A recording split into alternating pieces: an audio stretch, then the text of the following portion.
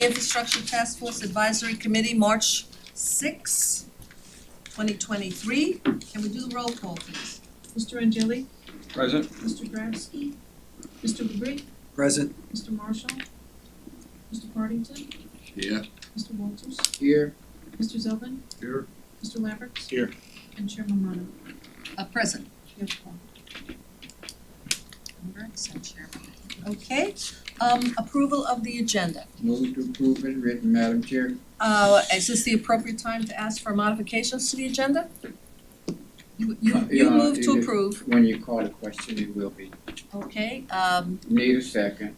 second? Okay, Now, thank call you. the question and then you can work. Right, I would like to add 2 items to the agenda under new business.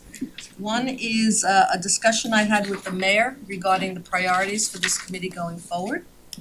And 2 is a letter that we got from the Croissant Park Civic Association regarding drainage. I'd like to talk generically about how we handle them and perhaps specifically, if that is the committee's desire. Okay, so those would be my 2 amendments. And I now call the question of approving the agenda with the 2 amendments. So, It was your motion. yes, okay. So you, if we accept the amendment, all we need to do is vote. Okay, all in favor? Aye. With those amendments. With those amendments. Thank you very much. Okay, approval of previous meeting minutes. We're approving the February 1 special meeting and the February 6th regular meeting. Are there any comments on those minutes? Okay, let's start with Mr. Zeltman. Which one? The 6th on On the page, 6th. on page 6. 6th, on page 6 of the 6th. Second to last paragraph. Give us a moment to get there, thank you. Yes. Nitpicking, but I wanted to impress Roosevelt. No. I like it to include, which is what I had said when I checked. It should read, Mr. Zeltman observed that one of his concerns was the replacement of aging vitrified clay. Vitrified indicates that it's been heated and it's slippery, glassy, as opposed to a potting clay. I don't see that. That's on page, Aging, right after, between aging, it's aging. Oh, I'm and- further down. on the first line and the second last paragraph. First line. fine, You gotta That's go fine to by me. the next, the second, Yes. the February meeting, Which February? We have 2. February 2 meeting minutes. No, I'm on Okay. the 6th, I'm on the 6th, yeah. Second to last paragraph. Second to the last Mr. paragraph. Zelvin observed. Got it. Anybody have any problem with that? No? Okay, we'll accept that amendment. Anything else, Rob? Nope. Peter? Well, the minutes are headed up, Wednesday, February the 1st, 12 p.m. till noon to 2 p.m. I think the meeting was 10 to noon. That is correct, though. It was a morning meeting, wasn't it? Correct, Yes, we should make that adjustment. Good catch, Peter. James, Yes, I have a question on the minutes from February 6th, 6th. page 3. It's the section old business, new water plant discussion. Okay, Paragraph 2 begins with Chairman Romano continued that in February 2022, etc. So there's 2 sentences in this paragraph, and although I believe that these were the statements that were said at the time, the way I saw this, the way it's written, it appears that our review of the proposal, where we recommended against the P3 in favor of a request of the proposal, came after the city commission voted. And even though this may have been how the chairman said it, I think it's confusing to someone reading these minutes because it implies that our vote came after the commission had already decided to go with the P3. which clearly was not true. They We- voted after we right. said it. So there were 2 meetings in February. We met earlier in the month, and then at the next city commission meeting, I believe, is when they voted. So Okay, so we're just, It was the next day. Madam Chair? Actually, no, it was the day, it was the same day. Was the same. I testified giving our Yeah. perspective, and at that same meeting, they said, thank you very much, and they voted. This was a year ago, not This was, this is February 22. Okay, Yep, just, then we're good, okay. we're good. Yes, sir? Okay, So I don't know, do we rewrite this or do we, Yeah, how do it's- we, how do you fix is it? it what you said? Is the paragraph written according to what you said, or it is written different from what you said? That I don't remember what I said. All I remember is that in February, I testified on our behalf to go to go RFP.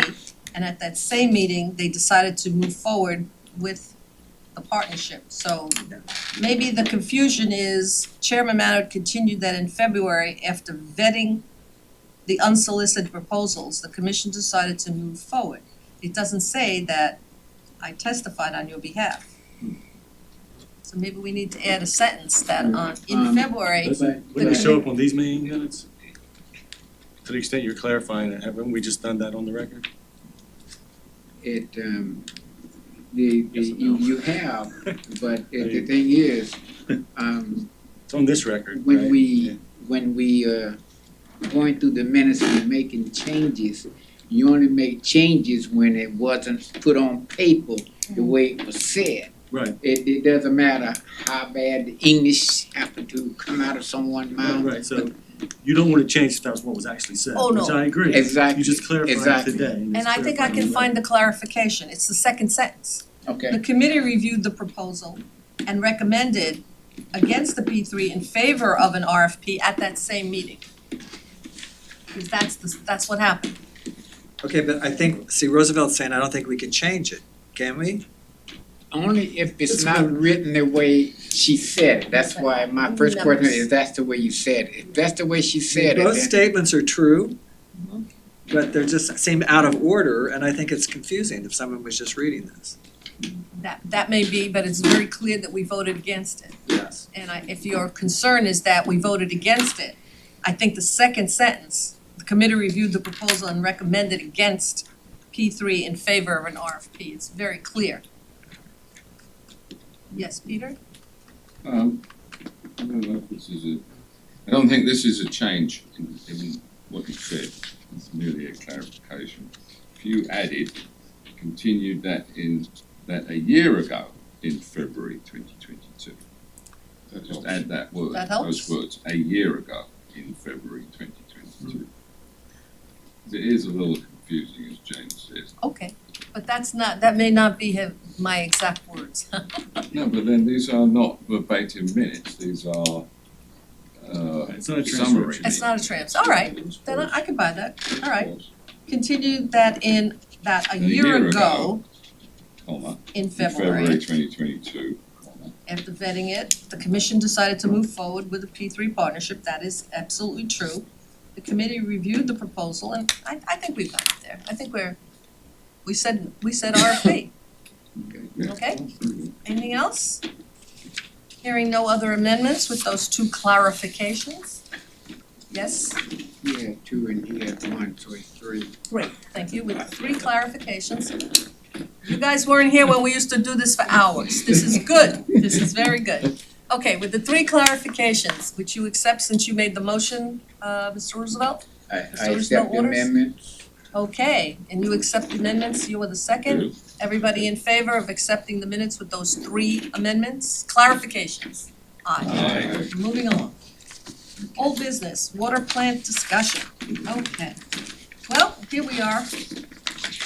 It's a done deal. The comprehensive agreement has been signed?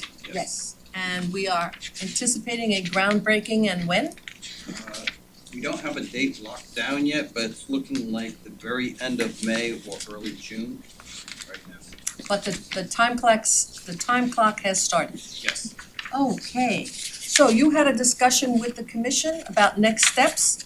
Can we get into the next steps discussion? Oh, okay, and I didn't bring the slide here with me, but basically where we are right now is the comprehensive agreement was signed. They have had several meetings, working on permitting, with DSD and with other agencies because there's a number of permits that have to be applied for over the, upcoming month to go into construction. They have begun the water testing and actually it should be concluded this week for doing all the sampling of the weld points, which will allow them to finalize the design of the membranes and to determine what other plant modifications are needed based on the quality of the raw water. So those are probably the big steps happening right now. We'll continue through permitting for several months and other preparatory stuff on site in order to enable the construction to begin, as I said, in probably early June. Okay, Mike, you had, Do you have the date for the agreement, for when the agreement was signed? I don't, but it was within a week or so after it was approved by the commission. And it was what, 43 months, I think, is what they have to deliver? 42 months. 42 from the date of the signing of the comprehensive agreement. Yes. Okay, thanks. okay. That was one of the significant parts of the whole process, was getting a date certain and a date and a specific timetable. But I'm interested and concerned about the enabling work and our dovetailing our enabling work with their work, because one of the reasons their timeline gets extended is if we don't do our work. So really, I think we gotta focus on our work, our enabling work, and is the money all in the CIP? Is the money all available? Is it ready to go? What's the situation? Okay, so we've had a meeting with Susan Grant and started working on the bond funding, which is probably not gonna sell the bond until October, but we're looking to, hopefully the first meeting in April is when we'll bring an intent to reimburse resolution to the commission so we can start spending money for it. We have already started doing putting together a task order with Hazen and Sawyer as the owner's representative, not only for doing all the design reviews and everything with the company, but also to put together the design criteria packages and the other documents that we need to get the enabling works moving forward. So Hazen Sawyer is helping us to put that together. We also have a solicitation for a company that will do all of the actual design packages for each of the enabling works. I don't believe it's been released by procurement yet. It's on the street. It is on the street. So we're already getting the design consultants lined up to do all of those individual projects. Of course, we can't award contracts for any of that until the April meeting, but those are all in play right now. Could you tell us what is a notice of intent to reimburse?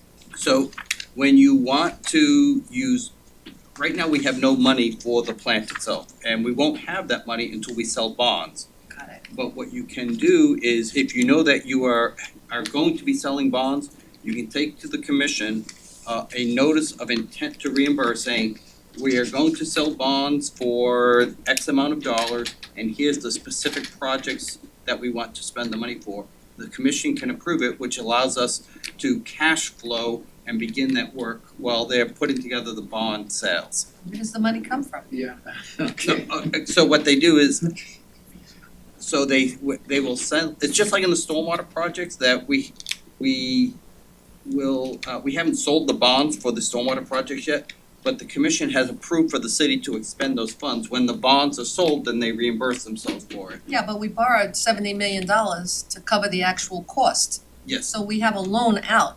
Where are we taking $185 million to do the enabling works? Even if we eventually bond it out and pay it back, where is it coming from? because we're at this Just point, asking. at this point in time, we're not actually spending that money. What we are spending is a couple $100,000 to initiate the design work. It's gonna take us several months to get the contracts in place and to have them actually start doing the work that we're expending the money. But in order to put the contract out for a solicitation, we have to have the money in place within the financial system. So the commission approving for us to start expending money with the intent that we'll reimburse when the bonds are sold allows us to do that. Okay, we should keep an eye on this. Okay, Peter. To follow up what the chair was saying, ultimately, you're gonna need of the order of 180 million. So Yes. where will that come from ultimately? That will come from part of the bond sales. When they sell the bonds, they will sell it for the entire amount that we need for the 485 million, and the 181 million for the enabling works. That will all happen right now tentatively in October of 2023. And that was all taken into account in the financial projection as to what that was going to do to the water rates, correct? Yes, Six, yes, six. that was the projections that we showed when they were approving it. Go on. And then what's the difference between, why do you need to put out a design solicitation if you're having Hayes and Sawyer do that? Hayes and Sawyer is the owner representative, so they can't do the actual design criteria packages where it has to be done, each one as a separate project. But what they can do is they are, as the owner representative, they're helping us to put that together for the solicitation and to coordinate the projects So they're as acting, the owner they're representative. acting for city staff in looking for a design consultant to design the accommodation. Yeah. Right, and there will all be design build projects, so, but they will help us to get that consultant on board to do the design criteria packages. Okay, James, and then Mike? Alan, how are we paying Hayes and Sawyer? Do we pay about an hourly rate, or is there a contracted monthly fee, or how is that? It is an hourly rate based on who does work for us at that time. And we'll bring in different, I don't know how many, probably 15 or 20 different levels of employees that are within the contract. So someone may be 200 an hour and someone else is 500 an hour or something like that? Yeah, and I can't remember, I think the highest one is, The range is usually between 60 or 90 for an admin, all the way up to 300 for the president. So on average, you're looking at probably about 150 per hour on average. So it's billed on an hourly rate, and who's Yes. keeping track on that within Oh, your department? we have Daniel Fisher is the project manager who does it. They invoice us on a monthly basis, and we validate the number of man hours by each of those positions and pay on the invoice. And that's the same way you do it with any design consultant. Okay, thank you. I'm sorry, did you have a question, Mike? Yes. Yeah, do you have an idea what the projected pricing of the bond was, or at least when we did it, when that was projected? Coupon rate, more over the coupon rate or the issue price or anything like that? I would have to defer that Okay. to Susan Grant, who and the financial folks. Soon, the sooner the better. Yeah, well, the reason why I asked that question is because if that was projected a year ago, those projections have changed quite a bit. So I wanna see what the impact of, when that was projected, what that may look like and what that could look like on the financial picture and the debt service that the city would have from that, so. Yes, Roosevelt? When we take that 183 million, I know you're not gonna spend it all at once, but it's obligated, right? And if it's obligated, it's gotta be bypassed for whatever use it was intended for. Right. So how do we keep track of what project is, if being put on hold, while we get the bond money down to replace it? How do we know what's not being done? Okay, nothing is not being done. What happens is we announce to the commission and they, Back end money? so they approve that we can spend the money for the project. And then based on, they don't sell all the bonds at one time, and basically I think the way Susan explains was they will build a cash flow projection for when we need the money, so that we're not gonna get $400 million and it's sitting in the bank waiting for 2 years until it's time to make those payments. So they build out the cash flow projections, and at the beginning though, we say, here, as part of the intent, here's the projects that the money will go into. And then they are put into the capital program as individual projects with a certain amount based on what the commission approves. And what they do is within the city's overall budget, they are able to either through short-term loans or other ways to get us the cash that we need over the short term, which is really until October, to fund the work that we need to get started. Okay, but once we have that intent to reimburse, then it allows the financial folks to use whatever means they have in order to do that short-term cash flow to allow us to begin the work on the projects. And Roosevelt, to your point, I think part of your question was, we have reserves, that we have to keep a certain amount of reserves. And as Alan was saying, cash flow in, cash flow out, just for daily operation as well as our other projects. But we can go into a lower balance of reserves as long as we have this intent to issue debt on bonds. That make me feel better. It's like your checking account. It's a big checking account. Yes, Your Peter. checking account. No, not my not my checking account, yeah. Peter.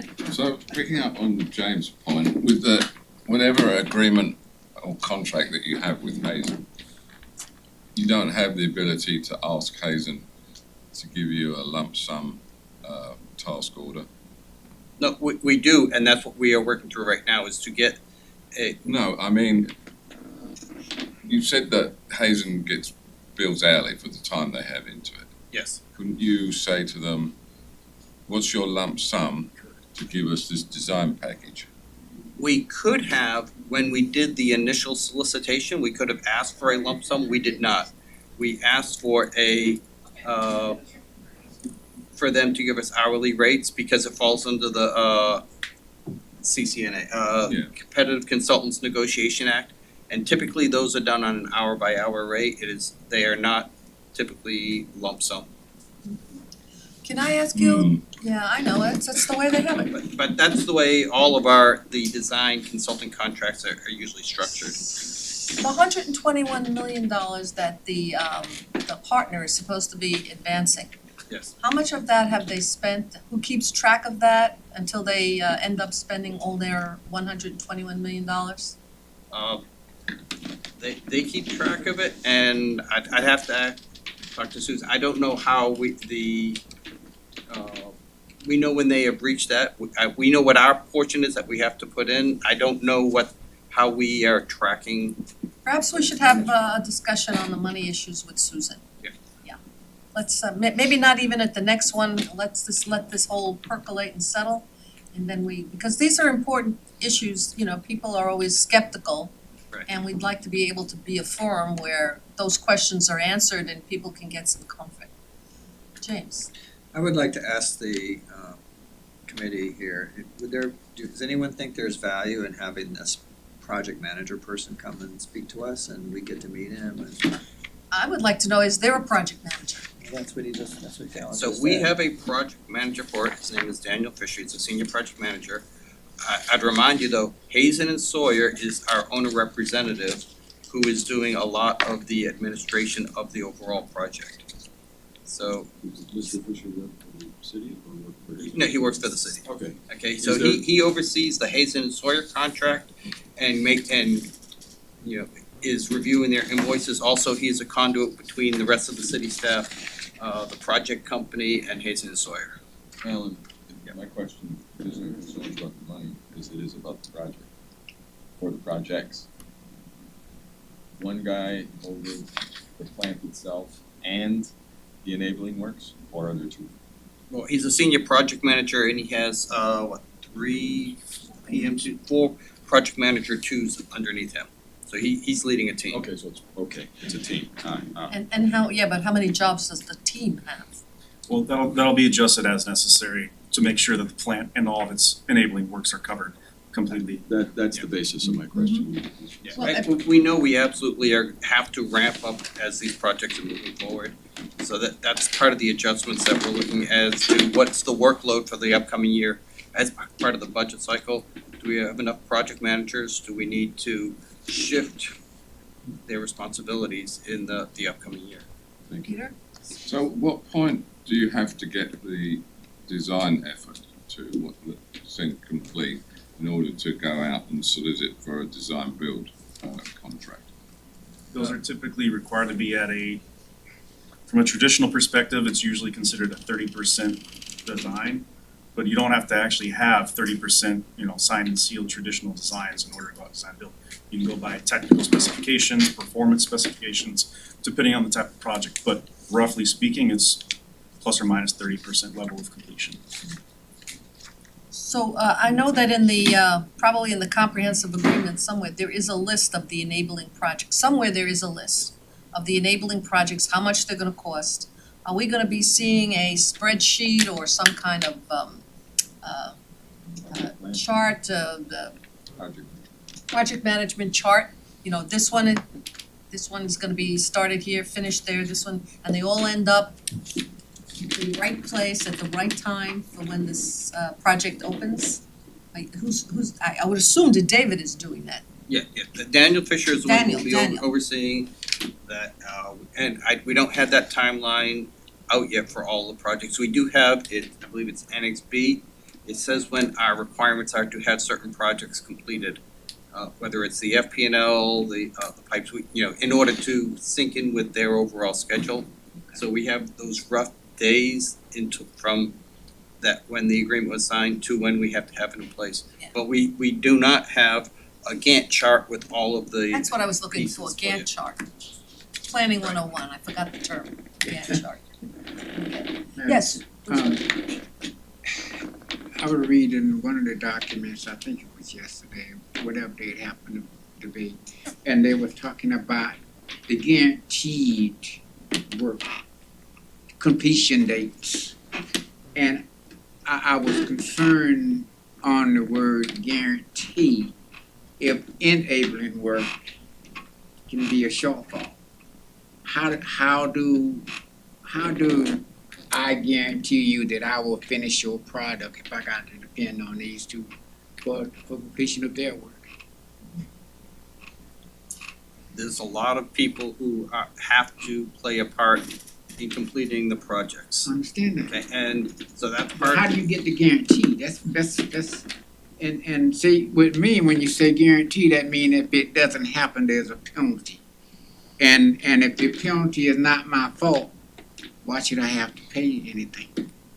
So the way the agreement is written, that on the project company, they have from the day the agreement was signed, they have 42 months to deliver us a project. And then there are certain things that could cause it to extend, extenuating circumstances that built into the contract. But once they hit to that final completion date, that's when there's liquidated damages that are contained within here that they pay us, and we don't start I paying. don't think that was the question. And what, I think the question is what happens to us when we don't make our commitments in time for them to how do you this? blame the contractor? Right, you can't blame the contract. I just wanna But- state, but- wait, just bear with me a moment. Okay. Some of us here have lived through the South Side School, okay? Remember the South Side School? Okay. And it's not my fault, it's his fault. We're in court, it's his fault, it's not my fault. So bear with us if we're a little skeptical on these things and we're pushing to sort of clarify and for everybody's benefit, especially your benefit. You don't wanna be up in front of the commission and have people say it's your fault when it's not your fault. Okay, but we need to know a clear process and we need to keep on top of it. One of the problems with Southside is nobody kept on top of it. Nobody was the project person and it was just sort of handled, through the regular channels, It so. was not a design-build contract. I'm just saying that I know generically, from personal experience. generically, we all had that experience and we're trying to avoid that experience again. And this is like 10 times Southside. So I think as a general rule, you can be assured that this is gonna be a topic that we're going to come back to again and again and joyfully work through the process with you to make sure that it goes forward as smooth as can be, and there will be bumps. And I want, And with every project, as we do go through and we award the contracts, we do have suspense dates when they need to hit substantial completion, final completion, there are liquidated damages that will be involved. In this case, since we're talking about the enabling works and the stuff that we're responsible for, we will have very hefty damages involved if they do not finish on time. Because it not only impacts that one project, but it's also impacting the bigger project. is change orders included in identified probabilities and possibilities to extend deadlines and all of that stuff?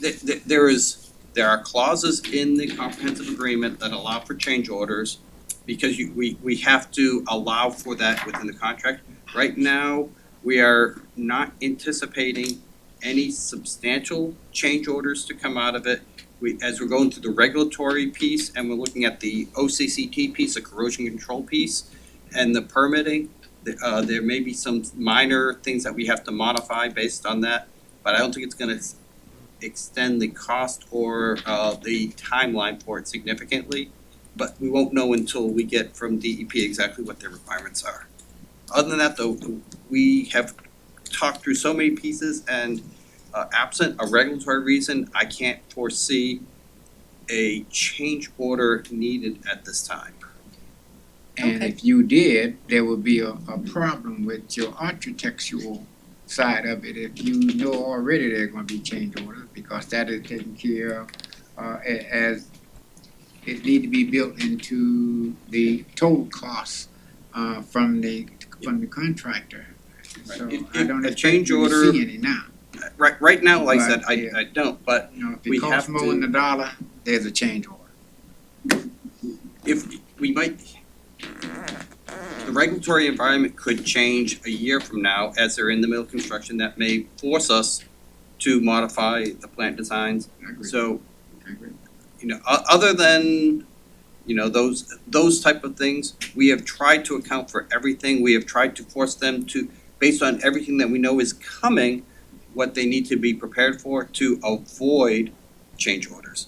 But I can't guarantee you there will be no change orders on a project of this magnitude. We did have to build that into the contract. Okay. I'm just trying to make sure we're covered. Yeah, well, things happen. Things happen, and on your behalf, I stood up there and said in public that one of the reasons we're gonna do this, or we recommend doing it, is because there's a guaranteed time and a guaranteed price. And we all understood and knew, I don't think everybody understood it, but there are things that can change. Absolutely. I'm most concerned about the enabling stuff, because there was never any guarantee on the enabling stuff. There was a guarantee on the price of the plant, and only changes that are necessary to make the plant in compliance and meeting all the regulatory, those, if there's a change there, we're cool, because that was not within our purview, we could not anticipate that. But anything that we can anticipate, which is the enabling works, I think we have to keep a close eye on it, because that's our reputation was on the line there. And the enabling works is primarily to be constructed by the city. We maintain the risk associated with it, Yes. and also we are paying 100% for that. So if there is additional cost, we automatically will absorb that. With the exception of the pre-treatment facility. Right. In which they gave us because they're constructing that, they gave us a guaranteed maximum price. Got it. Cool. Okay, at the commission, when you made your presentation, that slide presentation that you made, there was something there about coming back to the infrastructure committee with some changes or some discussion of the changing financial environment. Right. Can you explain what that means? So as they're getting ready to do the bonding, and as we look at the rate structure for the upcoming year, based on things like changing interest rates and things, Assistant City Manager Grant wanted to come back to you and say, as we're going into this next budget cycle, exactly what the rates will be. Now that we have the locked-in pricing, we're going out and doing the bond sales, and she was looking at a couple different ways to do the bond sales, level debt servicing and some other ways, to come back to you and wrap that, to come back and explain exactly which path we'll be taking with a little bit more fidelity on the numbers. But not to change the amounts The amounts are set. are set. Okay. I know you had some concerns about that, James, about what were we talking about, and it's not, Well, actually, I thought it talked about alternative financing, and that's what I really was, what did that mean? What, So there's Is there- different ways that they can do the debt servicing, how we pay it back. And I can't explain to you the concepts on what they are. One of them is level debt servicing, where you pay the same every month. Other ways, you have wrapped debt where it ties into existing debt, and then you as you pay that off, then you start paying more towards it. And so she was looking at different ways to finance it and then to figure out what's best for the city. And that's what she wants to come back and explain. Okay, but what I was thinking, alternative financing, I thought, oh, is there federal government dollars that we can go after to help support this or something? So right now, That's what I was thinking. right. So- We are looking at a BRIC fund, which is Building Resilience in Communities, to help to fund part of the enabling works. But and we think we may be able to get some money for that. We have not found any type of grant programs directly for the plant itself. Because of the strings attached and the type of money that is available in grant programs, we don't see an alignment for the plant. We do think the BRIC program may be a good avenue for us to maybe partially fund some of the enabling works. And usually that's a 50-50 cost share, and you have to meet a lot of other requirements, Davis-Bacon Act, Buy American Steel, a lot of other requirements to be qualified for it.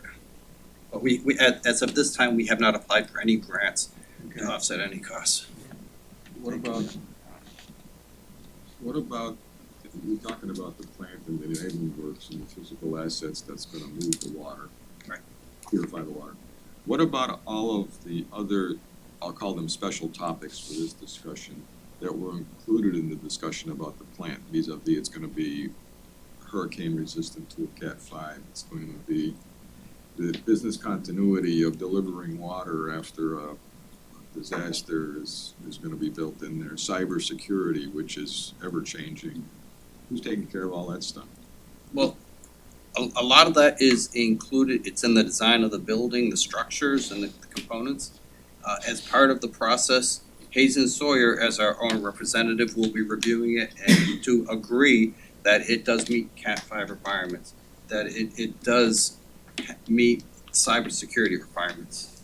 That those have been topics that there are, maybe not on this scale, but there are grants and monies available for hardening, for example, or for increasing cybersecurity strength. Oh, you're talking about fire scanning? Oh, yeah, actually, there is, however, in order to access the money, that means that we need to ask them that they will commit to federal requirements for Davis-Bacon.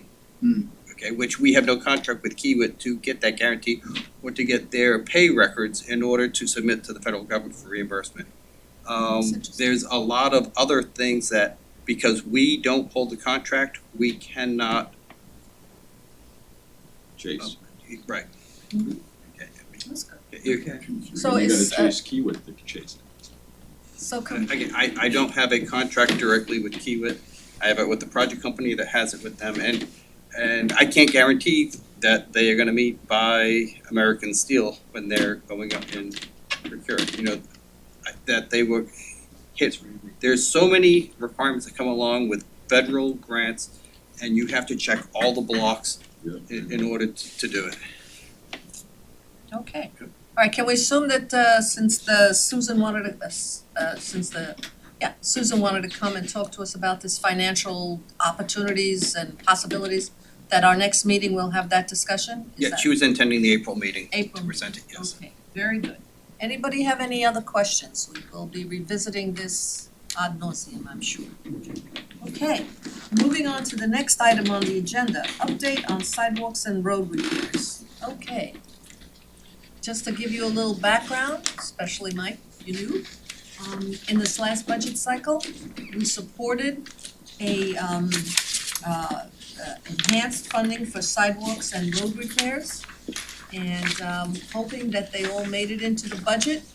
And we have some plan for how we're gonna start and how we're gonna proceed. So I assume that's what we're gonna be talking about? Yes, I think Jill is going to give this presentation. Okay, Jill. Alrighty.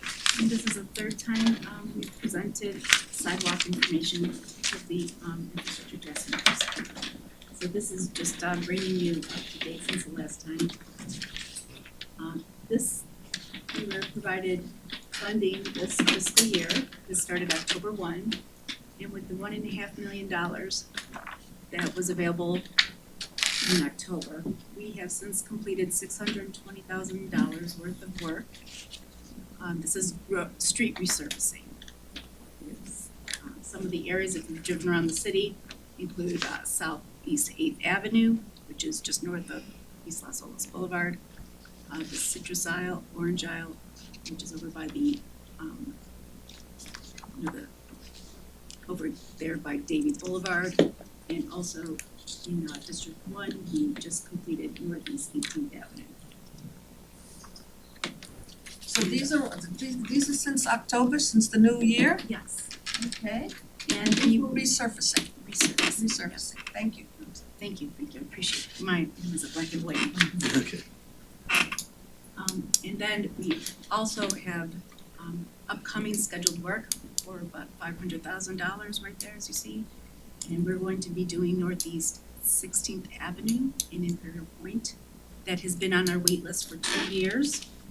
We just had to wait until we got the funding. And as you know, all of these streets are prioritized based on the pavement condition index. And also we'd like to do everything citywide, spread it equally. So we're also in the next task order going to be doing East Melrose Circle, which is over in Melrose Manors, and also Kentucky Ave. And then in the southeast area, we're gonna do 9th Ave.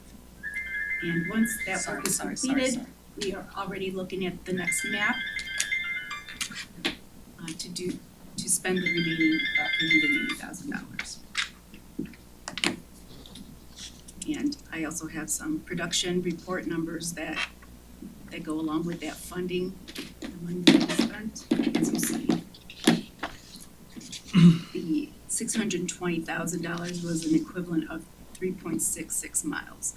And then the next task order, which is about $500,000, will pave approximately 2.87 miles, or about 3 miles. So far we have programmed to pave, or already paved, 6.53 miles. And I know 6 miles is a lot, but when you look at the context of the whole city, that's why, the last couple presentations I shared with you citywide and how we distribute the work, because we have 536 miles of roadway under city jurisdiction that we maintain. Okay, so this means that in this year's budget, we probably will run out of money before the end of the year, okay? You'll probably run out of money. We need to spend everything before September 30th. And you don't anticipate any problem with spending it before September? Not at all. No, okay. So if the total in this year, if 1.5 million will get us 6.5 miles, We will get more than that. To date, we've already Done. paved or have submitted MOTs and permits to do 6.53 miles. so let's say 10 miles, let's say double it, 12 miles. No, you're only gonna get another $380,000 worth of streets after that, so This is so expensive. Let's call it 10 miles. Another, that. Okay, that 10 would miles, make and if you look down on the depends on the bottom, width of the roadways. We're, most of the roads we- yeah, well, you've got 86 miles in poor or failing. And we're This is only nothing. doing 10 miles in a year, it'll take us 8 years and then the other ones will fail. So what I'm trying to say is, we need more money for the roads. And this budget year, we got a little bump up, right? We got a little bump up, yes, we did. and maybe we gotta start talking about more bump up. Because we gotta get out of the sewers, ladies and gentlemen. We gotta get on to other issues that are pressing, that our So- people are concerned about. If I may, I can speak roughly from my experience with working with other cities as well as asphalt industry. A city our size, which is 520 miles, give or take? We have 536. 536, sorry. And then that doesn't include the alleyways. So we have over 500 miles of road. A city our size, with that many miles, and the current average PCI, the roadway index, an average PCI index of what we have score-wise, you would be looking at needing to infuse upwards of 20+ million a year for the next 5 years to get your PCI averages up, and then to what people consider a acceptable level. And then from there, you would need roughly about 5 million a year in your roadway maintenance program. Now, that's not just roadway milling and resurfacing, which is what we typically tend to do. There's other methods that prolong the asphalt life. But roughly speaking, a city between 500 to 600 miles should be about 5 million a year just to maintain. Yes, Ralph? Let me ask you just an engineering perspective. I'm assuming these new roads and everything, you're gonna have all the underground infrastructure repaired. If there were any damaged ones, such as gravity mains that are leaking, and, you know, you don't wanna have a project where you spend a lot of money for the roads, and then in a year or so's time, the undermining of the subgrade all of a sudden ruins all that wonderful, beautiful roadway. Is that one of the, I mean, We've taken all that into consideration.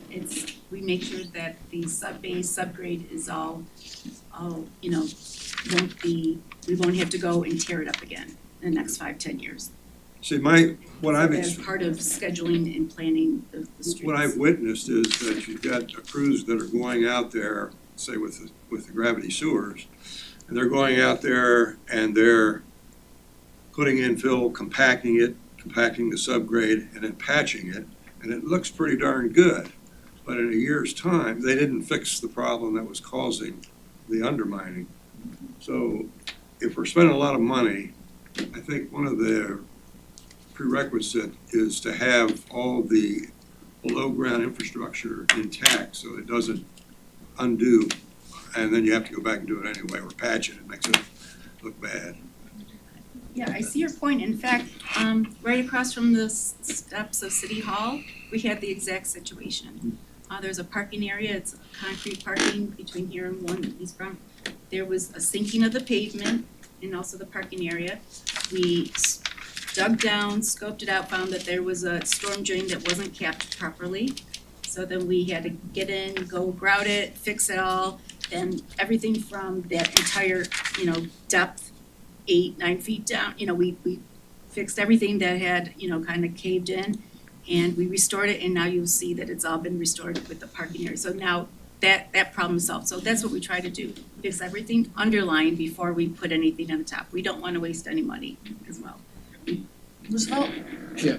Is, of those, 536 miles, is any of it co-owned by the state or the feds?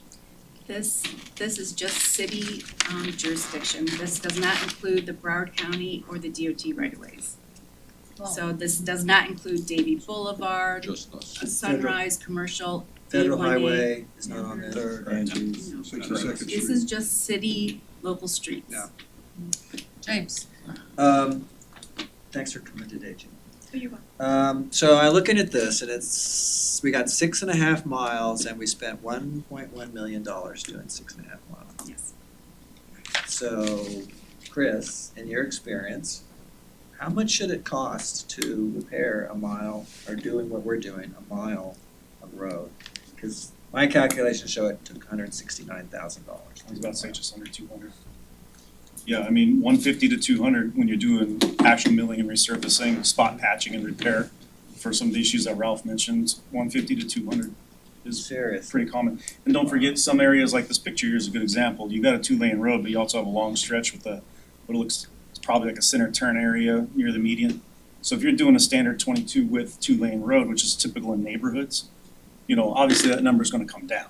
But when you're doing 2 to 3 to 4 lanes of 12-foot or 11-foot wide streets, which that's more of a county road typically, then of course the number inflates dramatically. So it just depends on where you're working. But yeah, 150 to 200. I'm just shaking my head. It's so expensive. Hey, And this is so underfunded, this whole. I think the numbers speak for themselves. Peter? Yes, What yeah. happened at one time, micro paving was all the rage. Speak. So there's less asphalt. So what happened, what was the experience with that? We discontinued the micropaving. We found that the life of 5 to 7 extra years was not occurring. A prime example is on the other side of City Hall on the north side, that's a micropaved street. That started to unravel and peel off within a couple of years. And that has been a complaint throughout the city. So, So microsurfacing, fog seal, cape seal, a lot of those life extending treatments, which is basically a really thin layer of asphaltic concrete.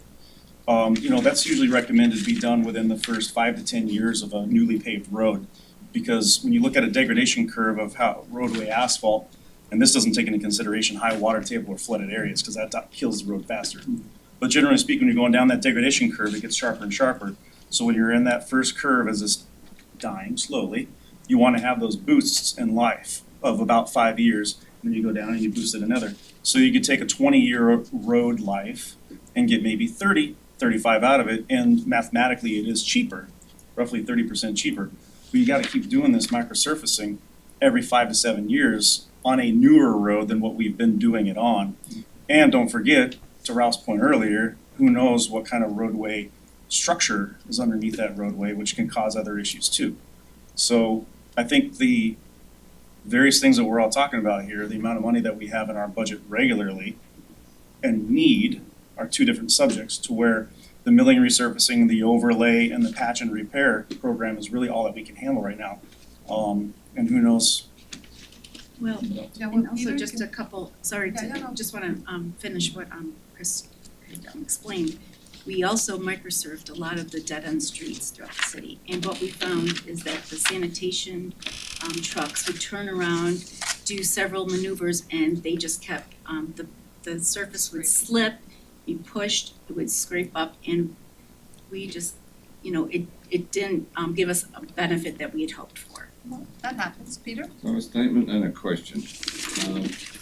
So what's happening is you're seeing the complete disconnect between the gas tax money and the ability of the road infrastructure to, the inability of the gas tax money to properly fund the maintenance of the roads. 40 years ago, it was like gas tax money would do it. And now, there's effectively per vehicle mile less gas tax money. It's being diverted for other purposes, so the budget is inadequate. Statement. The question is, I happen to have one foot in the Oakland Park camp, and I got a nice little their monthly newsletter, and it says Oakland Park to repave nearly half of their city roadways. I don't think it is half, but anyway. 9 miles of road will be improved this year thanks to a 2.8 million in surtax funding. Now, I'm absolutely amazed that whoever is in control of this surtax money is giving piecemeal lumps of money to individual cities then, when there are like, whatever it is, how many cities within Broward? 29 cities, right? Why should one city get 2.8 million? Wouldn't it be better to give 28 cities or 29 cities 100,000 each or something? At least it's something. I just do not understand how that is a relevant use of the surtax money, which I thought was, not to make up shortfalls in individual cities' maintenance budgets. So perhaps somebody from the city could write, or maybe you enlist the other city's support, good on Oakland Park for getting that chunk of money. But, what about all the other cities getting commensurate amounts? Well, that's above your pay grade, I'm sure. They will be talking about surtax projects in the next conference meeting, and which ones we're submitting for, but there's strings attached with the surtax program where it has to expand the capacity of a road or hit other criteria, and there's only so many projects we can submit. So Tam will be talking about that in the next commission meeting. Yeah, but resurfacing the roads in Oakland Park don't increase the, They have changed the criteria for what you can use the money for, and so you can't use it for doing just regular operations and maintenance, repaving the roads anymore. That is not an allowable use. So they So you're closed saying it after Oakland Park got in. Is that the statement. Well, we Yes. have Tam here, she can perhaps Oh, answer that oh, question. Karen. I snuck in. Yeah, And I okay. got Karen Warfel from the Transportation Mobility Department. You're correct, the first year they had extra money that was for repair and maintenance only. And we work with, Jill and I worked together to come up with some potential projects, and they had promised that we would have the money right away, and it was 2020, and most of the cities still don't have the money yet. So I think Public Works has gone in different directions for their critical projects, but they do not offer repair and maintenance funding anymore. And it's very limited funding, it's only 10% of the amount that they receive totally that goes to cities. And like it was said, it's focused on expanding roadways. So I think the only roadway that we have that we could potentially qualify for that is in River Oaks, by the marina. The neighborhood has asked, there's a piece of road missing right by the marina, and to open up some of their circulation, and that's really the only one. But we're also submitting Northeast 26th Street, which has been a project commission has approved to submit through other grants over a several year period. Because we're increasing capacity as you approach US 1 and lengthening a turn lane, we're using that as an opportunity to apply for that one. And some circulation issues around the Fleet Yard, and the things that the neighborhood had asked for to potentially include with Fleet Yard, but we don't have enough to do that, so we're applying for that. Just both first Roosevelt and then Peter again. What are we doing with our share of the penny sale tax money? Which money? Penny sales tax. Penny sales tax. I think We don't get a share. It is project based. It is not population based, it is project based. And focusing on expanding roadways is what the current It's the surtax policy. money. Surtax. The Penny surtax. sales tax is the It's the surtax, sur- same that- thing. And that's what I just referenced, Oakland Park getting the grant. Yeah, but I don't wanna miss the surtax and the gas tax. Yeah, I'm confused about that too. Yeah, so some of the conversation is about gas tax and some of the conversation about, and we need to make sure those two things are separate. I wasn't even aware that we get gas surtax. Yes, you do, yes, you do. I've got the budget up here, it's about 1 million a year. Okay, in addition to this. No, No, that's it's part of it's the included, money. it's that's part of the pay. Oh, wait a minute, Yes. we were only contributing 500,000 and the gas tax is the other, that's impossible. That is a That's not separate asphalt resurfacing than what we get with CDBG money. That is asphalt resurfacing and improvements within the boundary. Of that particular Of that- area. Yes, and the map this year actually expanded a little bit. So some of the streets that you would normally see on the citywide resurfacing map, that comes from this pot of money, when the budget gets approved, I've moved some of those streets from that area to the CDBG to then get that. Okay, well, if we're gonna have an analysis here of how woefully inadequate the city's contribution is to the repairing of roads, we need to know, we get this much from the gas tax, we get this much from CDBG, and we are putting in a pitiful amount of money, and in the next budget round, okay, we should be asking for more. Just remember that tends to be general fund monies. Yes. I don't care where it comes from, that's It's Greg's gotta- problem. It's gotta come It's from gotta somewhere. come. That's right. It's actually kind of back to that big overall point of even our predecessor group of people on the ITF, where they recommended to the city commission that, what percent was it? 7% 7% of the general fund go be, towards capital. yeah, Mhm. and that was the one recommendation that they never committed to. Well, they were getting closer in the We're last getting budget, they closer. were getting closer. But maybe 7%, we just picked 7% out of a hat, truth to tell, maybe it's 10%. I don't know that we can actually put a number on it, cause there's so many variables, but I know that we can put a number on this is not enough. And it goes also to the question of what are our priorities going forward? And that goes to the discussion with the mayors, which is in the next agenda, but we'll get to that. So, yes, we're doing good, but the question I have for you is, could we handle more? There's always the question, we could double your budget. Can you handle it? Do you have the staff to handle it? Do you have, because you may have to have an increase in that Well- portion of your budget. Believe it or not, you do the same amount of work managing $1 million as you do for 2 million Well, sometimes. that's the It's answer. just material. We're working on It's it. So basically just It's material. really up to when we go out to bid, if the contractors have an appetite for bidding on this work. Okay. And this contract that we're using this, this is the next scheduled work area that I have a map up on the screen. Their contract expires early next year. So we're going to have to go out to bid and get to your point about how much it costs to do a mile. We don't know what those prices will be after next April.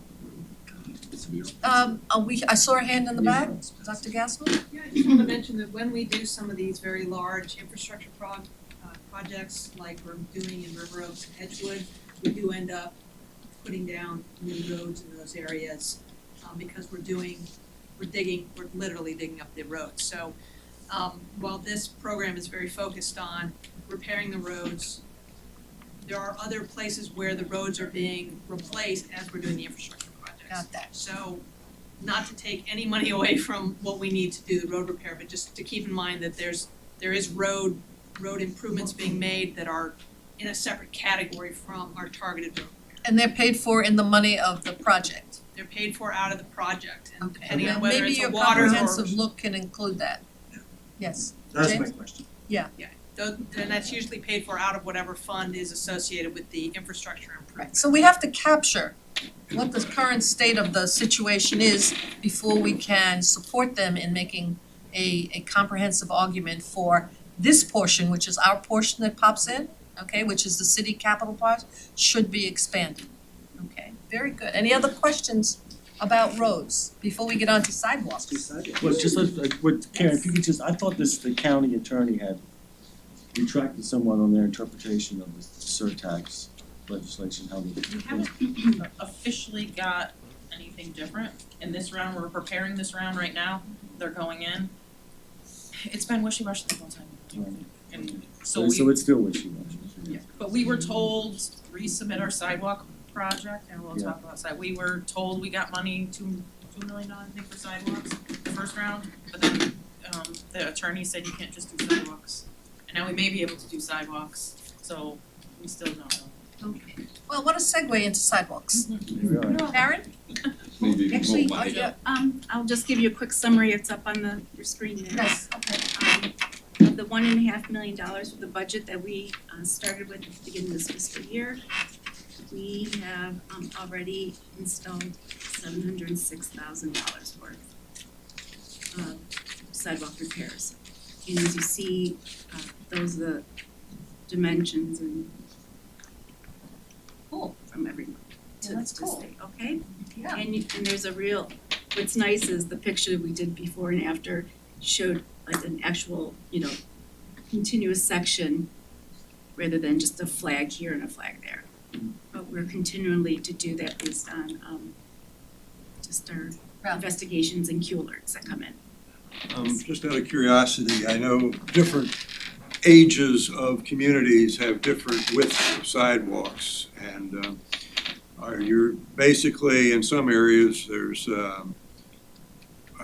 instead of having the 5 foot, which is the normal new standard, you have 4 foot and even some areas less than that, 3.5 or some weird width.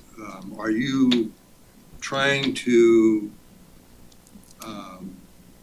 get the older ones that are decrepit up to the standard of 5 foot widths, or you're just going to put them back the way the width that they originally were back in the 1950s or something?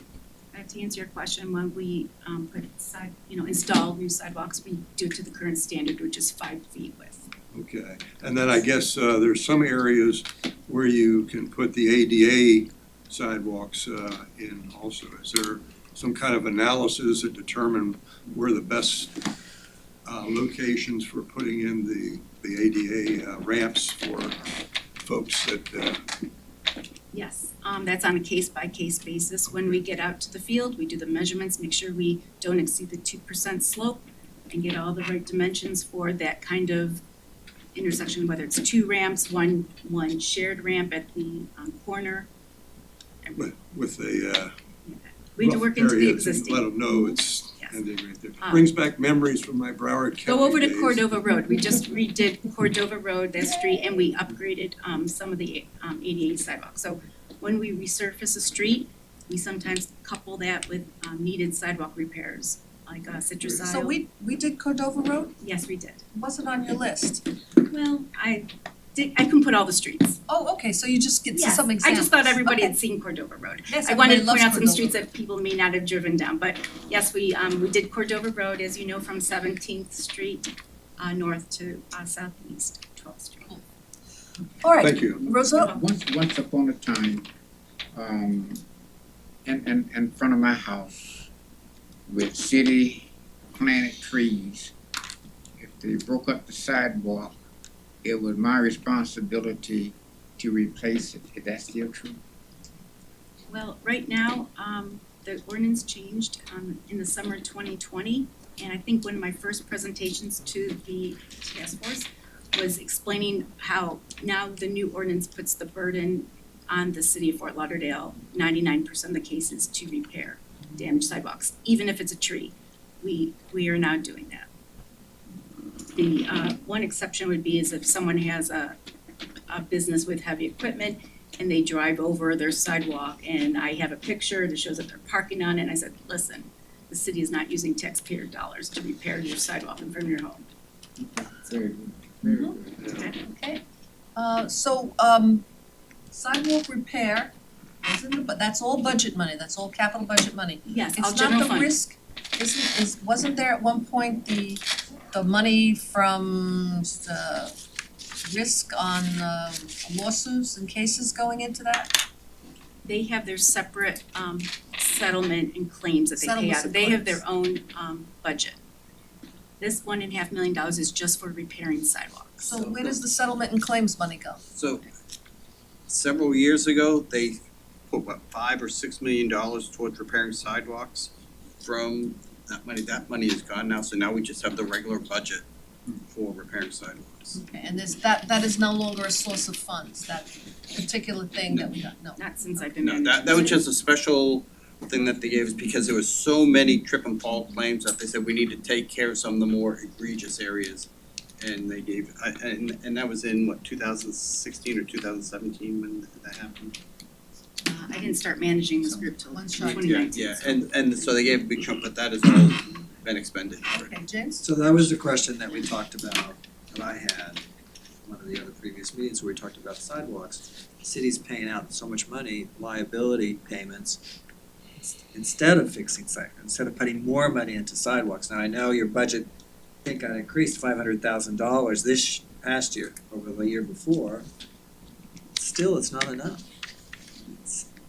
Yeah, especially if we can't get any of that penny sales tax money, this is it. Peter? So the fund that you have is just for sidewalk maintenance, it's not for any new sidewalks? It That's is for Karen, she's coming up. Yeah, that's a great lead-in. This is for sidewalk maintenance. There are times, though, to correct a situation, I may put in a new sidewalk in between where something was disturbed or removed. Perfect example, over in Harbordale, you'll see over on 16th Court, Southeast 16th Court, I connected the corner of Federal Highway to townhomes that had an installed sidewalk. There was a short segment. That code was getting numerous complaints. The residents were, so that was, I made sure I checked all the boxes and I did that and I kept everything in the right of way. And I checked with DSD, make sure the developer wasn't going to come in and put a brand new home and they had no building permit. So in that case, that was one of the few exceptions, to put in a new sidewalk where there wasn't exist. But this is truly repairing damaged sidewalks. And one of the And for discussions ADA that compliance. we have been having with Tam and Karen has been part of it is looking at doing a sidewalk gap analysis, figure out where we know there's a lot of places that have missing segments and trying to put that into a long-term program. But when you're talking about building new sidewalks versus just repairing sections here and there, you can spend a lot of money very quickly. And so we're trying to work with Tam to figure out what the scope of that problem would be and then what the long-term funding needs Well, would be perhaps that's a associated. good segue into Karen's presentation, then perhaps she will answer questions that people have. No, Ralph, you wanna go? Yeah, I just wanted to pay the city a compliment that when they're going out and repairing, it's my understanding that they're not putting the 3-inch thick, they're putting 6-inch thick with the increased strength as opposed to what they originally, which is, in itself, is a lot better than the original product that was there that was subject to breakage and stuff. Yeah, we That's changed good. our standards roughly about 8 years ago to 6-inch everywhere and then 8-inch at commercial drives. Right. Good. James?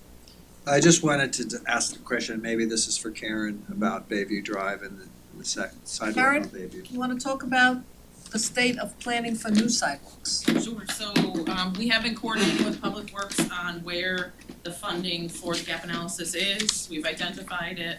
My staff has put together the beginnings of a task order. So we're getting close, so we'll be ready to start that planning process shortly. And also Public Works is doing the whole LiDAR analysis. I don't know if you've done that presentation to this group, but it's amazing data that's being collected across the city, which will save us in the long run because all of the data on the sidewalk, what's there, what it looks like, and will be all done through the Public Works LiDAR project. So we're gonna get ramped up, and really what it's gonna be is, for our part, is how do we prioritize? How do we look at, we have 20 miles of gaps missing at least, of people who asked us, can you please put a sidewalk here where it's missing? That's just the people who know how to submit a request to the city and the ones that we've received. That's not need by any means. So we have all of that. How would we possibly prioritize when right now we have $0 for new sidewalks, but when we start getting money, it's gonna be limited. So it'll be the prioritization near schools, the classification of the roadway, things like that, near parks, looking at what ranks and creating that classification. So we're looking forward to working on that. But we were not able to locate, I know we talked about implementation money. When Jill and I did a presentation here last year, we thought there was gonna be $200,000 for implementation, but we don't seem to have that money through the actual budget. Didn't get into the budget? It was put in as 1.5 million total for sidewalks. So, Uh-huh. and that's where Jill has the flexibility to put in small segments of new ones, but we did not get additional money for new sidewalks. We get 1.5 million total for sidewalks. And the money, how much money did we get for this gap analysis, for the comprehensive plan? 180,000. Yeah, we had a project already in our capital plan from our side to analyze conditions as well as potential gaps. And so basically, we're working with TAM to allow them to access that funding. Aha, As so part of we have significant, a little bit amount of money to do that comprehensive study. The analysis should be paid for, especially, Enough? Dr. Gassman can probably speak about it, but especially with the tools that we can leverage from a project that Dr. Gassman's team has worked on, which is the LiDAR scanning of the entire right-of-way. Fascinating, tell me about it, I love LiDAR. So as part of our continuing work with asset management to understand what assets we have in what locations, the stormwater operations team, as part of the watershed asset management program, took on a contract to try to create the geospatial coverage to map out our curbing, which impacts our street sweepers, map out our swales, which we do not have currently as assets in our asset management program. And along with that, we will end up getting roads and sidewalks. And so we are gonna be able to leverage a certain amount of condition index, gap analysis, and some other more creative uses of that data for these other programs out of the data that we are collecting for the stormwater project. Wow. That's cool. So the work will be done and the data will be collected, and then the question is whether we need a task order to do an additional analysis to tease out the additional information. But we will get all of the shape files and the overlays from that LiDAR data in order for us to be able to take the next step to do the additional analysis for sidewalk condition, for roadway condition, for sidewalk gap analysis. Remind me, I remember doing LiDAR data analysis for topography in Staten Island, and it was aerial. Is this the same thing? Yeah, so the technology has changed a great deal. And they still do fly LiDAR data, but we're now able to do ground mounted. And so, about June of last year, I think it was, a vehicle with all of the critical information mounted on a vehicle, they drove all of the alleys, because we also don't have a good alley coverage. All the alleys, all the city-owned streets, and any other locations that we identified, and they drove the entire city to get all of that information. And one of the most critical pieces of information that we'll get out of that is the height of the crown of the road. Wow. How come you guys don't take credit for all this stuff? Was there a press release or something? Actually, there was for that. Because they thought that the vehicle looked cool. Yeah, I never saw it. Let's do it again. Let's do it again. Yeah, So so when that's we get a cool. little more data and we've got it processed, so you can start seeing the benefits of it, we'll certainly bring that back to you. Yeah, that'd be a great presentation. That would be a wonderful presentation. And just going back to the funding of the sidewalks, you know, we talked about the 1.5 million, but you also have community development block grant funds in addition to that She 1.5. mentioned that. So Yeah, I just she wanted mentioned you to connect those dots. I just Okay. don't wanna promise that yet because we haven't executed that contract. It did get awarded at the February commission meeting, but we haven't gotten all the paperwork to issue notice to proceed, so we're a couple months behind spending that money, but believe me, once we get them, okay to spend it, this contractor's raring to go. Yeah, okay, James and then Peter. So, I think Karen, this is to you. Where did the funding come from to put the new sidewalks along Bayview Drive? That came from our Regional Transportation Planning Agency, the MPO. They distribute federal safety dollars regionally to kind of that mid-range project of 1 to 3 million. So that was an application from 2015 that we submitted and we received the funding. So we do have another one coming up, which will be in Shady Banks and Tarpon River to add sidewalks and traffic calming in their neighborhood to implement their mobility master plan. And that design will start after July of this year in the new fiscal year. And is one of the conditions for applying for that grant have to do with the road itself? Is Bayview a county road or? It's a city road, so it is, though these are for city owned, generally city off system is what DOT or the federal government calls it, not federally Okay. allocated roads. So it's more of the local projects, more of the complete streets type things that they generally So fund. complete streets. Thank you. So if we were gonna be comprehensive in our list of where we get money for sidewalks and roads, we'd have to put in a line for complete streets NPO funding to get the whole Yeah, picture. there's lots of different funding areas, and then if you think about it, even though we might not get a lot with surtax, the county's doing some projects. There's a project on 56 between Imperial Point and Knoll Ridge where they're putting sidewalks there. They're gonna fund the second side of the sidewalk west of that, I think west of 18th to Dixie.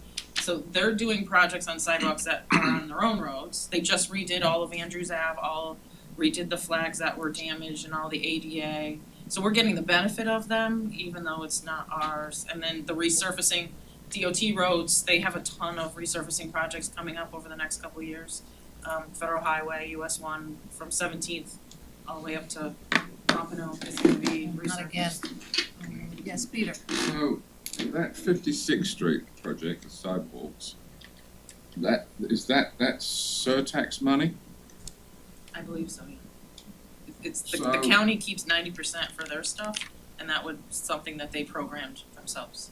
Oh, so the county keeps 90% of that for themselves. And then the county or the MPO decides how to spend that? The county surtax is purely the county, and the county commission makes those determinations on the budget and what's getting spent. The MPO assists with the process in reviewing the projects and identifying if they're potentially eligible. And then that goes to the county and to the oversight board, which is sat with residents and different representatives from Broward County, and they determine if it's eligible per the law that passed here.